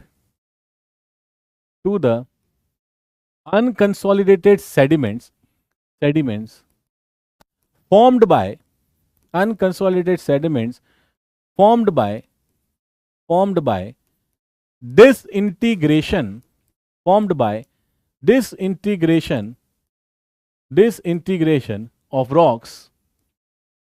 disintegration of rocks by physical or chemical disintegration, by physical or chemical disintegration, by physical और केमिकल डिसइंटीग्रेशन, ये बोला गया according to doctor Karl von Terzaghi. क्या बोला इसने, देखो ध्यान सुनो, doctor Karl von Terzaghi according to doctor Karl von Terzaghi soil mechanics is the application of laws of mechanics and hydraulics. Laws of mechanics और हाइड्रोलिक्स को हम apply करते हैं, उसी ब्रांच को सॉइल मैकेनिक्स बोला जाता है, to the unconsolidated sediment. Sir ये क्या है, इतनी खतरनाक इंग्लिश क्या है ये, अनकंसोलिडेटेड सेडिमेंट क्या होता है? अनकंसोलिडेटेड सेडिमेंट का मतलब है, सेडिमेंट का मतलब है आपके पास पार्टिकल्स। जब भी मैं सेडिमेंट की बात करूंगा मतलब सॉलिड पार्टिकल जो होते हैं उनको हम सेडिमेंट्स बोलते हैं। तो इसने सॉलिड पार्टिकल्स के ऊपर ही काम किया था और वो भी इंडिविजुअल सॉलिड पार्टिकल्स के मूवमेंट के ऊपर काम किया। इसलिए बोल रहा है कि जो अनकंसोलिडेटेड सेडिमेंट है, अनकंसोलिडेटेड, कंसोलिडेशन का मतलब होता है संघनन, मतलब सॉलिड पार्टिकल्स पास पास हैं, आपस में बहुत ही मजबूती है उनके अंदर। अनकंसोलिडेटेड का मतलब है इस तरह का जो पार्टिकल अरेंजमेंट है वो उसमें नहीं है, मतलब खुले पड़े हैं पार्टिकल। तो इंडिविजुअल पार्टिकल भी हैं वो खुले पड़े हैं, उसके ऊपर क्या क्या फोर्सेस लग रहे हैं उसका एप्लीकेशन हम देख पा रहे हैं। तो unconsolidated sediments formed by disintegration of rocks by physical और chemical disintegration, physical डिसइंटीग्रेशन हो या केमिकल डिसइंटीग्रेशन हो, कोई भी तरह का डिसइंटीग्रेशन आपके पास हो सकता है। वहीं पर हम किसमें, डिसइंटीग्रेशन ऑफ रॉक्स आपके पास फिजिकल प्रोसेस से या केमिकल प्रोसेस हो सकते हैं। इन प्रोसेस को आज हम देखेंगे क्या क्या प्रोसेस इसके अंदर होते हैं। तो ये स्टेटमेंट ये दिया था डॉक्टर कार्ल वॉन तरजागी ने 1925 के अंदर कि सॉइल मैकेनिक्स एक्चुअली उसके हिसाब से सॉइल मैकेनिक्स का मतलब क्या है। ठीक है, यहां तक की बातें सर क्लियर हैं कि सॉइल क्या होता है, मैकेनिक्स क्या होता है, सॉइल मैकेनिक्स क्या होता है, कौन है फादर ऑफ सॉइल मैकेनिक्स, कहां से शुरू हुआ ये सारी बातें, और साइंटिफिक स्ट्रक्चर किसने दिया, सर कूलम ने शुरू किया, डार्सी ने कैरी किया, फर्दर सॉइल और भी बहुत सारे साइंटिस्ट आए जिन्होंने इसके बारे में बातचीत करी। बहुत ही बढ़िया है, सब चीजें हमें बिल्कुल थोड़ा बहुत तरीके से क्लियर हो गया है। अब देखो यहां पर सॉइल मैकेनिक्स की जब मैं बात कर रहा हूं तब एक इंटरव्यू का क्वेश्चन है, जो इंजीनियरिंग सर्विसेज के इंटरव्यू में पूछा गया था। और सर आपको कैसे पता कि इंजीनियरिंग सर्विसेज इंटरव्यू में पूछा गया था? क्योंकि मुझसे ही पूछा था, इसे मुझे पता है कि इंजीनियरिंग सर्विसेज के इंटरव्यू में जो क्वेश्चन मुझसे पूछा गया वो सबसे पहले मुझसे पूछा गया कि बताओ बेटा आपका फेवरेट सब्जेक्ट कौन सा है। तो मैंने बोला सर मेरा फेवरेट सब्जेक्ट है soil mechanics, soil mechanics is my favourite subject. Sir ठीक है, तो उन्होंने बोला सबसे पहला क्वेश्चन कि what is the difference between soil mechanics and foundation engineering, soil mechanics and Jio technical engineering. Soil mechanics और जियो टेक्निकल इंजीनियरिंग में क्या दोनों सेम हैं या दोनों अलग अलग हैं? तो यही क्वेश्चन मैं आप लोगों से पूछ रहा हूं पहली क्लास के अंदर ही, और यहीं पर सारी चीजों को क्लियर कर लेते हैं कि बताओ सॉइल मैकेनिक्स और जियो टेक्निकल इंजीनियरिंग में क्या डिफरेंस है। पहले आप कमेंट करके बताओगे इन चीजों को, साथ ही साथ दो वर्ड और भी मैं जोड़ रहा हूं उसके बारे में बताना मुझे। एक है सॉइल मैकेनिक्स, दूसरा है सॉइल इंजीनियरिंग, तीसरा है रॉक मैकेनिक्स, चौथा है जियोलॉजी और पांचवा है जियो टेक्निकल इंजीनियरिंग। ये पांचों वर्ड्स का क्या मतलब है जल्दी से लिख के बताओ मुझे कमेंट करके, जल्दी से कमेंट करके बताओ क्या मतलब है इसका, जल्दी से कमेंट करके बताओ क्या मतलब है इसका।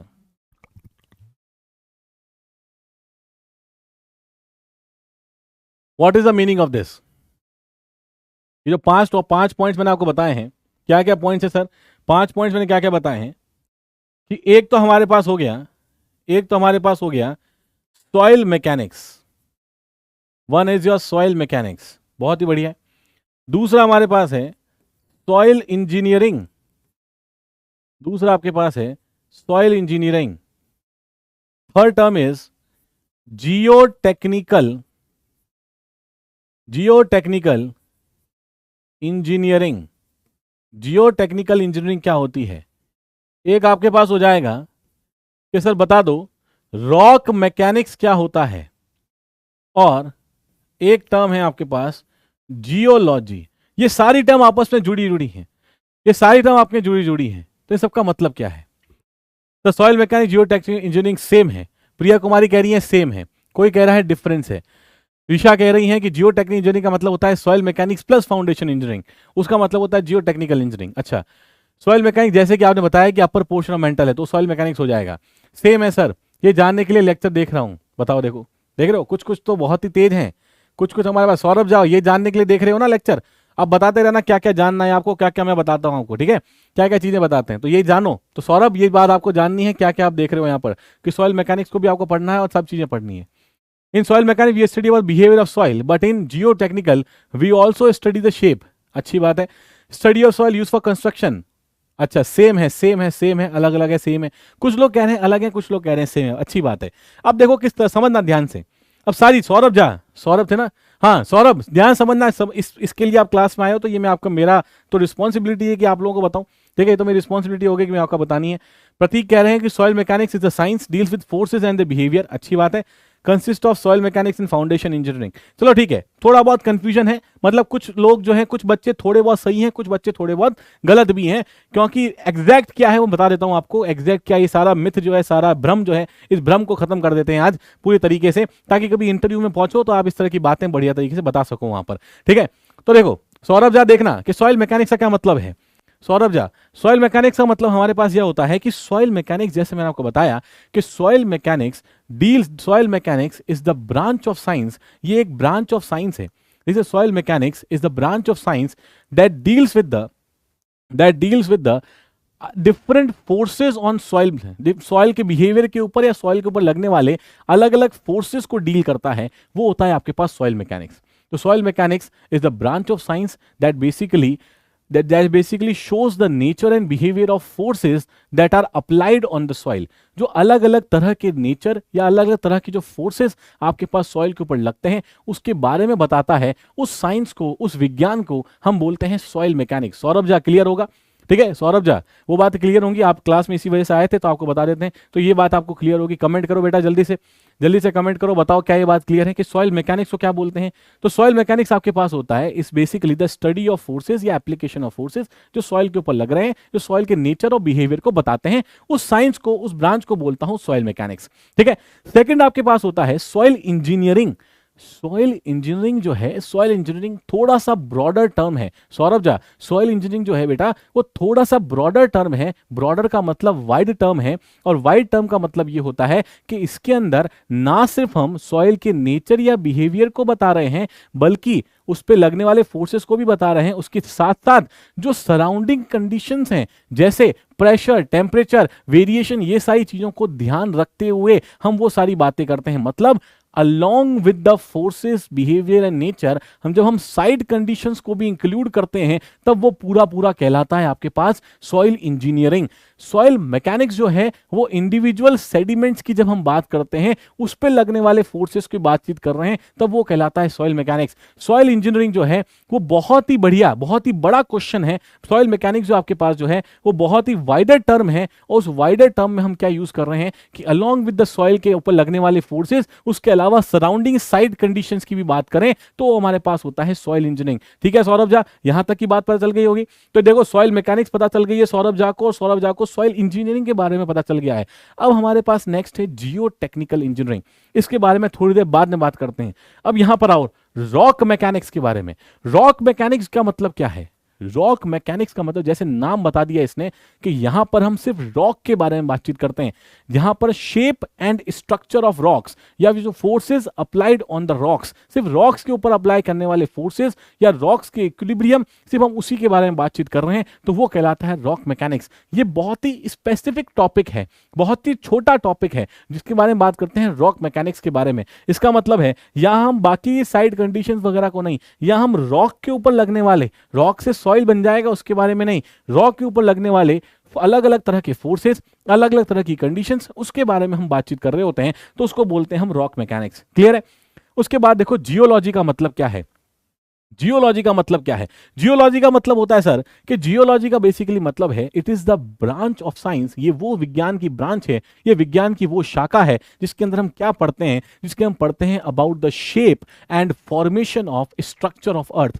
अर्थ के शेप, अर्थ की जो शेप बन रही है, या अर्थ का जो फॉर्मेशन है, किसका? अर्थ के स्ट्रक्चर के फॉर्मेशन के बारे में जिस ब्रांच में हम बातचीत करते हैं कि अर्थ का स्ट्रक्चर बना कैसे, किस तरह से अलग अलग तरह के स्ट्रक्चर्स बन रहे हैं, उसको हम बोलते हैं geology. Geology talks about the shape and size या shape and formation of structure of the particular soil, उसको बोलते हैं जियोलॉजी। ठीक है, जियोलॉजी। ठीक है, जियो का मतलब ही अर्थ होता है, जियो जो होता है दिस इज मतलब अर्थ होता है। अब देखो जियो टेक्निकल इंजीनियरिंग, ये सबसे बड़ी टर्म है। जियो टेक्निकल इंजीनियरिंग, जियो का मतलब अर्थ, टेक्निक का मतलब आपके पास कैसे चीजें होती हैं, उसका प्रैक्टिकल एप्लीकेशन। तो जियो टेक्निकल इंजीनियरिंग का मतलब यह है कि यहां पर आपके पास it is the combination of, it is a broad term, it is a umbrella term. Umbrella term का मतलब क्या होता है? अम्ब्रेला टर्म का बड़ी टर्म, उसके अंदर बहुत छोटी छोटी चीजें आएंगी, तो ये आपके पास अम्ब्रेला टर्म होती है। तो जियो टेक्निकल का मतलब ये होता है कि geo technical is the combination of, ये किस किस का कॉम्बिनेशन है? It is the combination of soil engineering, rock mechanics and geology. इन तीनों को मिक्स कर दोगे, जियो टेक्निकल इंजीनियरिंग बन जाएगी आपके पास। This will be the geo technical engineering. Clear है? This will be the geo technical engineering. ठीक है सौरभ झा, तो सॉइल मैकेनिक्स आपको पता है, सॉइल इंजीनियरिंग आपको पता है, जियो टेक्निकल पता है, रॉक मैकेनिक्स और जियोलॉजी, सारी चीजें इस तरह से पूछी जाती हैं। तो इंजीनियरिंग सर्विसेज के इंटरव्यूज में जब कभी कभी वो जो पैनल में बैठे होते हैं वो ये वाली चीजें पूछ लेते हैं, और ये जानना भी बहुत इंपॉर्टेंट है कि क्या बेसिक डिफरेंस होता है आपके पास इन सारी चीजों के अंदर। ठीक है, चलो लिखो एक एक करके इन चीजों को, एक एक करके इसको लिख सकते हो। क्या लिख सकते हो? सबसे पहले सर, सबसे पहले सॉइल मैकेनिक्स को लिख लेते हैं। अच्छा, सॉइल मैकेनिक्स तो हमें पता भी है, सॉइल मैकेनिक्स को लिख सकते हैं क्या है कि it is the branch of science, it is the branch of science, it is the branch of science that deals with the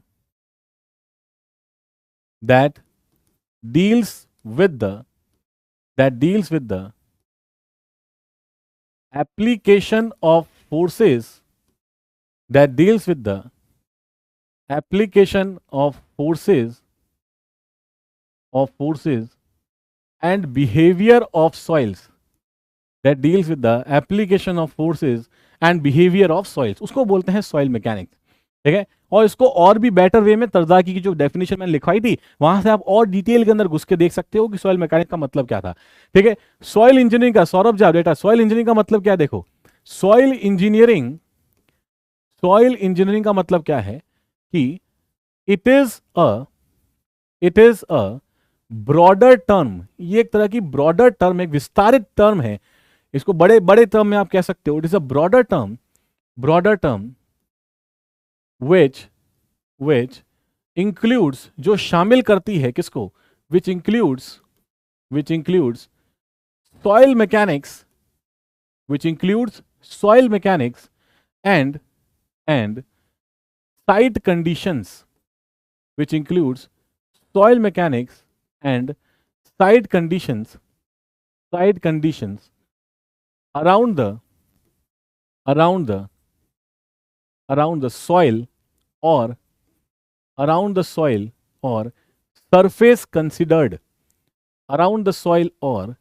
surface considered, ठीक है, तो ये होता है सॉइल इंजीनियरिंग का ब्रॉडर टर्म, जिसमें सॉइल मैकेनिक्स तो आ ही रही है और साथ ही साथ साइड कंडीशंस, मतलब आसपास की क्या कंडीशंस हैं, आसपास की क्या वेरिएशंस हैं, उसके बारे में भी बातचीत जब हम करते हैं तब वो कहलाता है पूरी की पूरी इंजीनियरिंग, पूरा का पूरा इंजीनियरिंग। तो ये तो आप यहां से पता कर सकते थे कि इंजीनियरिंग के अंदर ही तो मैकेनिक्स आता है, तो सॉइल मैकेनिक्स और सॉइल इंजीनियरिंग का मतलब आपको पता ही है। ठीक है, अब नेक्स्ट देखो, इसके बाद हम देखेंगे जियोलॉजी। सौरभ जा देखना, जियोलॉजी का क्या मतलब है बेटा? जियोलॉजी का मतलब है कि it is a branch of science, it is a branch of science that deals with, it is a branch of science that deals with shape, and formation of,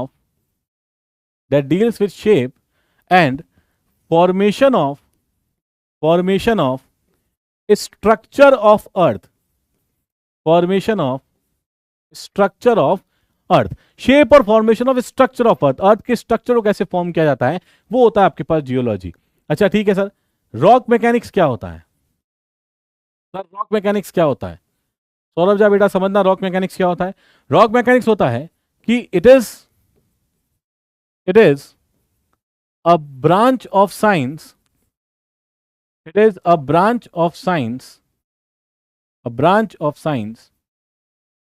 that deals with the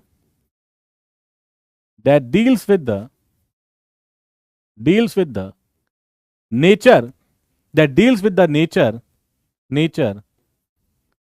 and behavior of forces,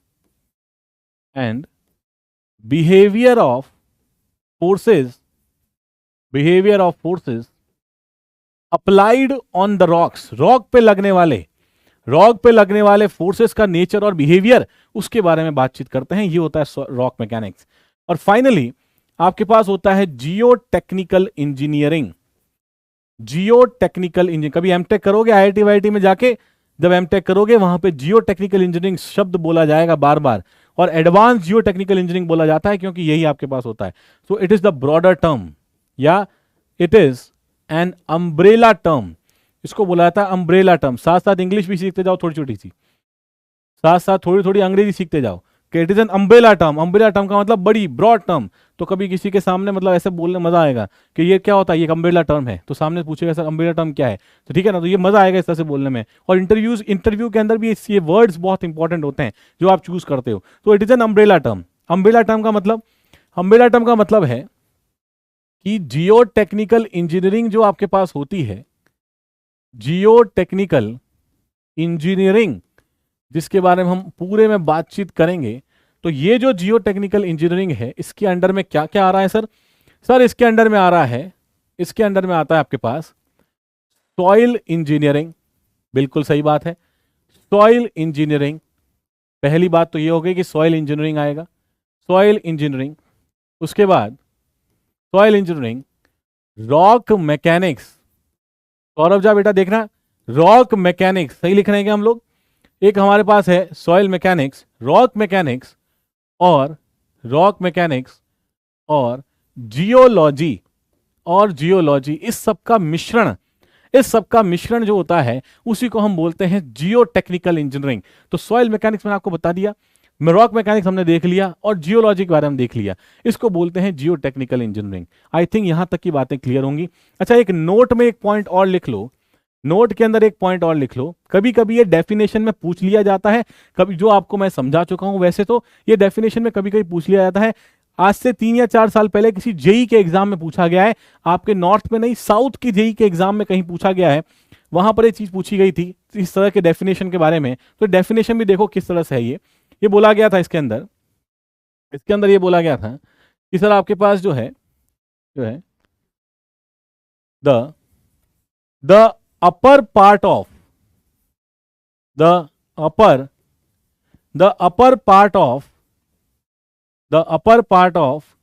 mental or regolith,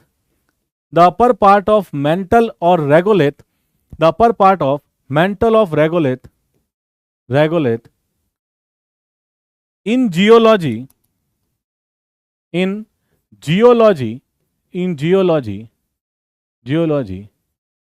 is same as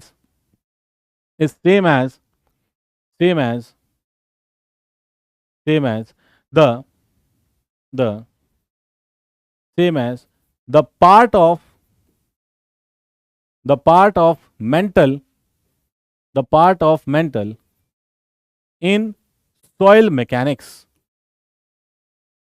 of mental in soil mechanics, ये एक definition है।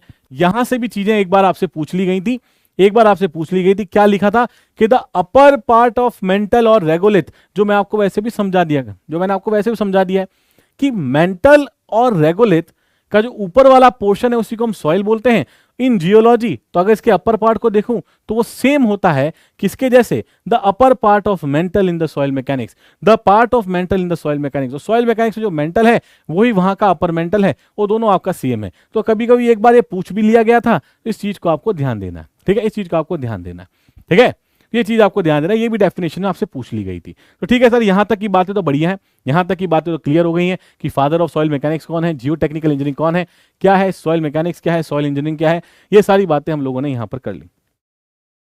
ठीक है, अब बात करते हैं origin of soil की। तो लिखने का टाइम दिया करो थोड़ा। देखो लव कुमार कहने लिखने का टाइम दिया करो। लव बेटा, लिखने का टाइम ऐसा है कि अगर मैं लिख रहा हूं यहां पर साथ साथ, और अगर मेरी स्पीड को आप, अभी तो फर्स्ट क्लास है, धीरे धीरे मेरी स्पीड को मैच करोगे। आपके सामने जो खड़ा है उसने 4 बार एसएससी का मेंस, ठीक है, 4 बार एसएससी के मेंस को लिखा है, मतलब ये स्पीड को आप लेके जाओगे। ऑल्दो मैं तो बहुत धीरे स्पीड से लिख रहा हूं, लेकिन एसएससी मेंस में जब आप बैठोगे बेटा, उस समय आपको स्पीड काफी अच्छी रखनी पड़ेगी। तो मेरा ये सजेशन है आप लोगों को कि थोड़ा अपना स्पीड की प्रैक्टिस करो। अब तो इतने सब्जेक्ट पढ़ चुके हो यार, आप तो सीनियर हो गए हो काफी लोगों से, अब इतने सब्जेक्ट आप पढ़ चुके हो, थोड़ा स्पीड को अपना मेंटेन मतलब बढ़ा के चलो, ठीक है, क्योंकि बहुत काम आएगी आगे। ये बात एडवाइस ध्यान रखना, याद रखना, थोड़ा स्पीड बढ़ाते चले जाओगे राइटिंग को बिगाड़े बिना, तो आपके आगे जो है ये प्रैक्टिस 4 महीने की ना आपके एग्जाम में जबरदस्त तरीके से काम आएंगी, और उस समय जाके 5 महीने बाद थैंक यू बोलोगे सर ये सही बात बताई थी आपने, थोड़ा हम स्पीड में लिखेंगे, डेली डेली प्रैक्टिस करेंगे तो लास्ट तक बढ़िया से लिख जाएगा। ऑल्दो वैसे ही मैं बहुत धीरे लिख रहा हूँ, ठीक है, और ये तो साइंटिफिकली प्रूवन है कि बोर्ड पे आपके पास स्पीड धीरे ही आएगी, ये डिजिटल बोर्ड है, यहाँ स्पीड धीरे ही आती है।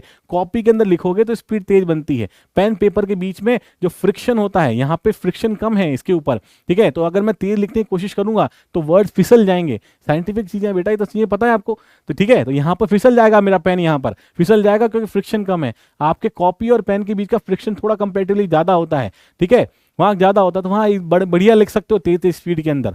तो ये चीजें आपको ध्यान रखनी है। तो ये आपको स्पीड थोड़ी बढ़ाओ, 4-5 क्लासेस के बाद बराबर स्पीड में मैच हो जाएंगे, तब सब बढ़िया लगने लगेगा, ठीक है। अब देखो ओरिजिन ऑफ सॉइल के बारे में बातचीत करते हैं। यहां तक की बात आई थिंक सब चीजें क्लियर हो चुकी होंगी, यहां तक की बातें आई थिंक सब चीजें क्लियर हो गई होंगी। बेसिक फंडामेंटल्स की बात हमने करी है, बेसिक फंडामेंटल की बात हमने करी है। उसके बाद देखो ओरिजिन ऑफ सॉइल। अब यहां ओरिजिन ऑफ सॉइल से एक क्वेश्चन है जो रिपीटेडली, मतलब बार बार बहुत सारे एग्जाम्स में पूछा जाता है, उसको हम यहीं पर कवर कर लेंगे पहली ही बात में, कि ओरिजिन ऑफ सॉइल मतलब सॉइल की उत्पत्ति किस तरह से हुई है, इसी के बारे में बातचीत कर रहे हैं कि सॉइल की उत्पत्ति या सॉइल का ओरिजिन कैसे हुआ है। सर अगर मुझे बचपन में भी ये चीज पूछी जाती 5वीं क्लास के अंदर भी कि बेटा सॉइल बनी कैसे है, तब भी तो मैं बता सकता था just by the common sense कि जो रॉक मेरे पास है, रॉक है, वो रॉक के डिसइंटीग्रेशन से, मतलब रॉक टूट टूट के मिट्टी बन गई होगी, रॉक जो है, पत्थर जो है, वो टूट टूट के मिट्टी बन गया होगा। ये तो मेरे पास बहुत ही कॉमन सेंस है, मुझे पता है सर।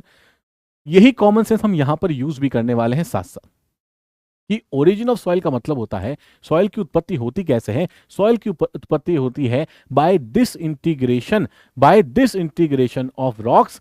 डिसइंटीग्रेशन ऑफ रॉक की वजह से होती है। अब रॉक का जो डिसइंटीग्रेशन है वो अलग अलग तरीके से हो सकता है, वो अलग अलग तरीके से हो सकता है। किस किस तरीके से हो सकता है फिजिकल वेदरिंग हो, फिजिकल डिसइंटीग्रेशन रॉक हो, या फिर केमिकल डिसइंटीग्रेशन हो, ये दोनों हो सकता है, या केमिकल वेदरिंग हो, ये इस तरह से आपके पास हो सकता है।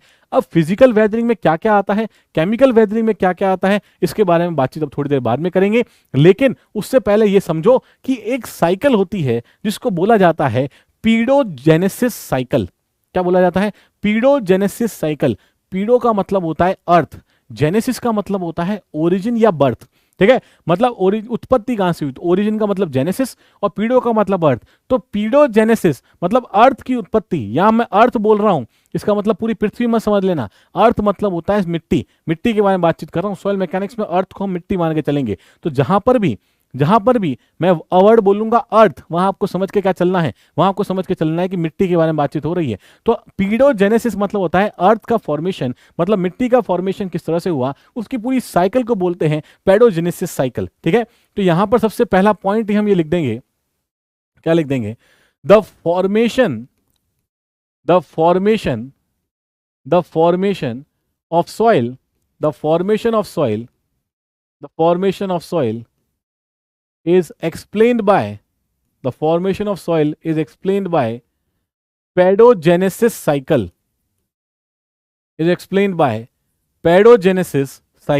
तो पेडोजेनेसिस साइकिल से हम फॉर्मेशन ऑफ अर्थ को एक्सप्लेन कर सकते हैं।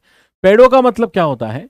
पेडो का मतलब होता है अर्थ, और यहां मैं अर्थ बोल दिया, अर्थ का मतलब यहां पे मैं मिट्टी से बात करूं, अर्थ का मतलब मैं बोल रहा हूं मिट्टी, ठीक है, ये आपके मतलब होगा मिट्टी। और जेनेसिस का मतलब होता है ओरिजिन या फिर बर्थ।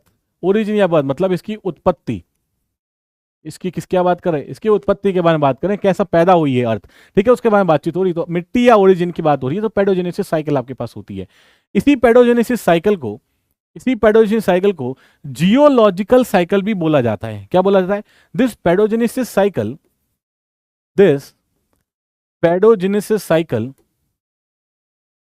is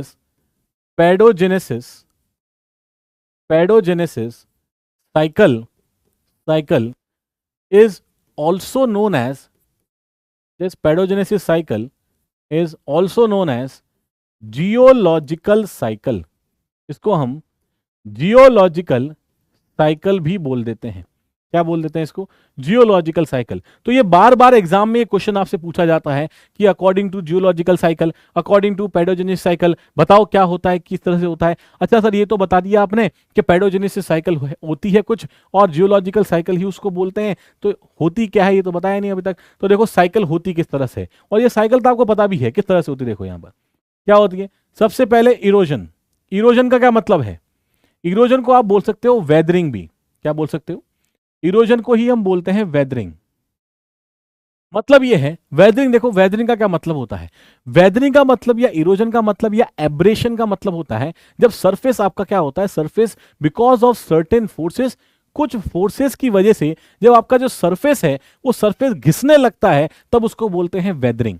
तब उसको क्या बोलते हैं, वेदरिंग या इरोजन। इरोजन का मतलब हो जाएगा इस वेदरिंग की वजह से आपका सरफेस वहां से उखड़ के बाहर आ रहा है, उखड़ के निकल रहा है, उसको बोलते हैं इरोजन।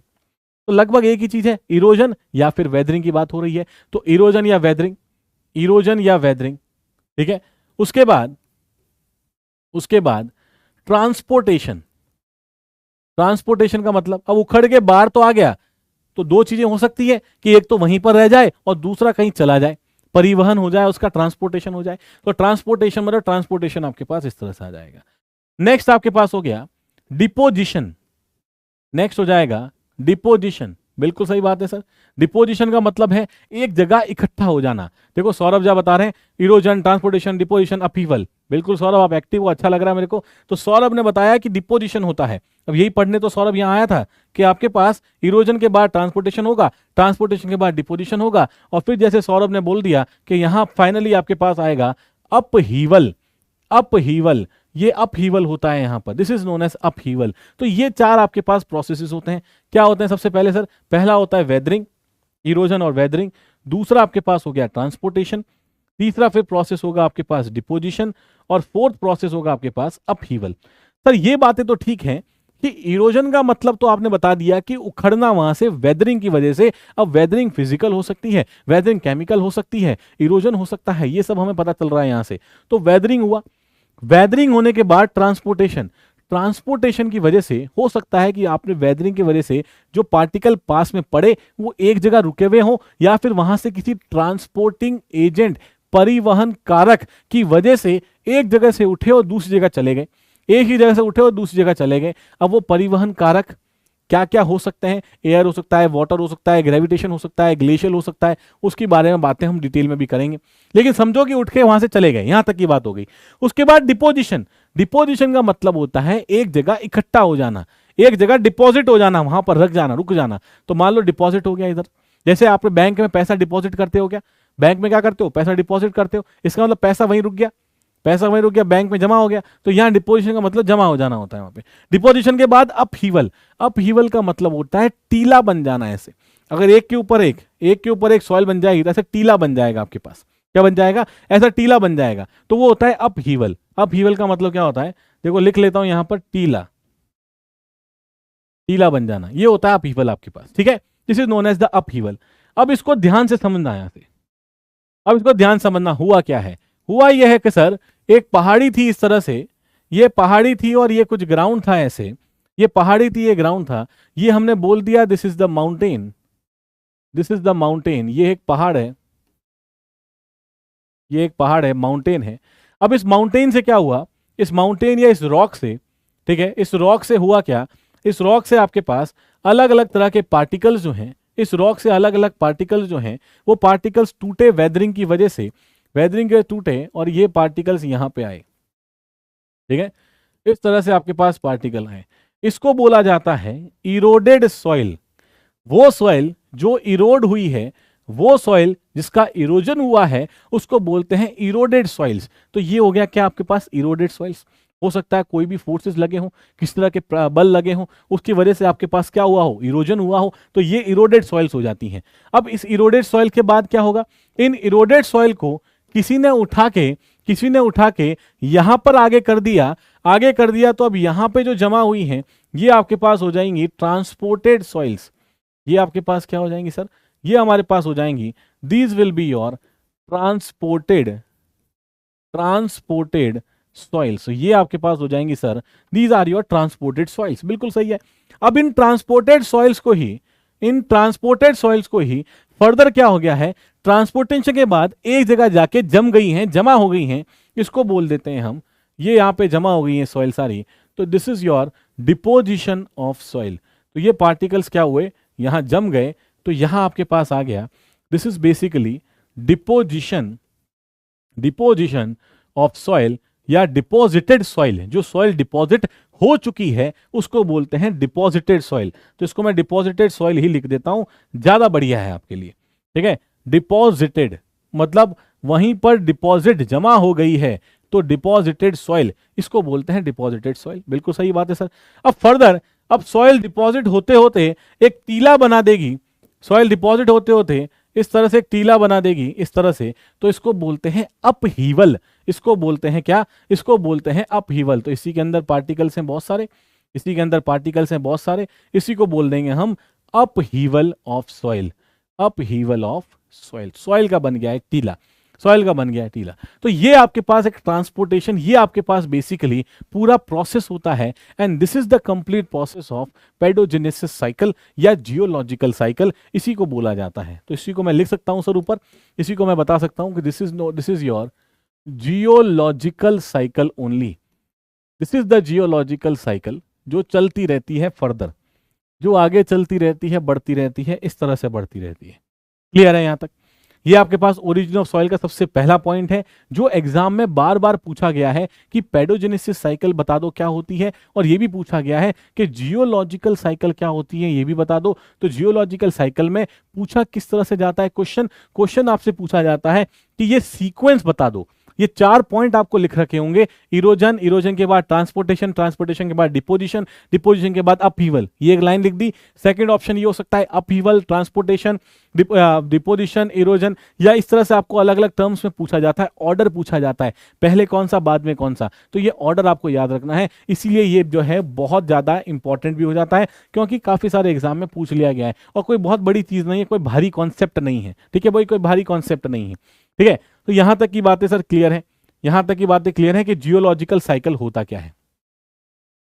अब देखो, अपहीवल के बाद फिर से ट्रांसपोर्टेशन हो सकता है, बिल्कुल हो सकता है। ये अपहीवल के बाद फिर से ये प्रोसेस पूरा हो सकता है, ये पूरा प्रोसेस हो सकता है कि यहाँ अपहीवल हो गया, जमा हो गया, टीला बन गया, अब वापस से कुछ फोर्सेज आए, फिर से डिसइंटीग्रेट हो गया, फिर डिपॉजिट हो गया, फिर बन गया साइकिल।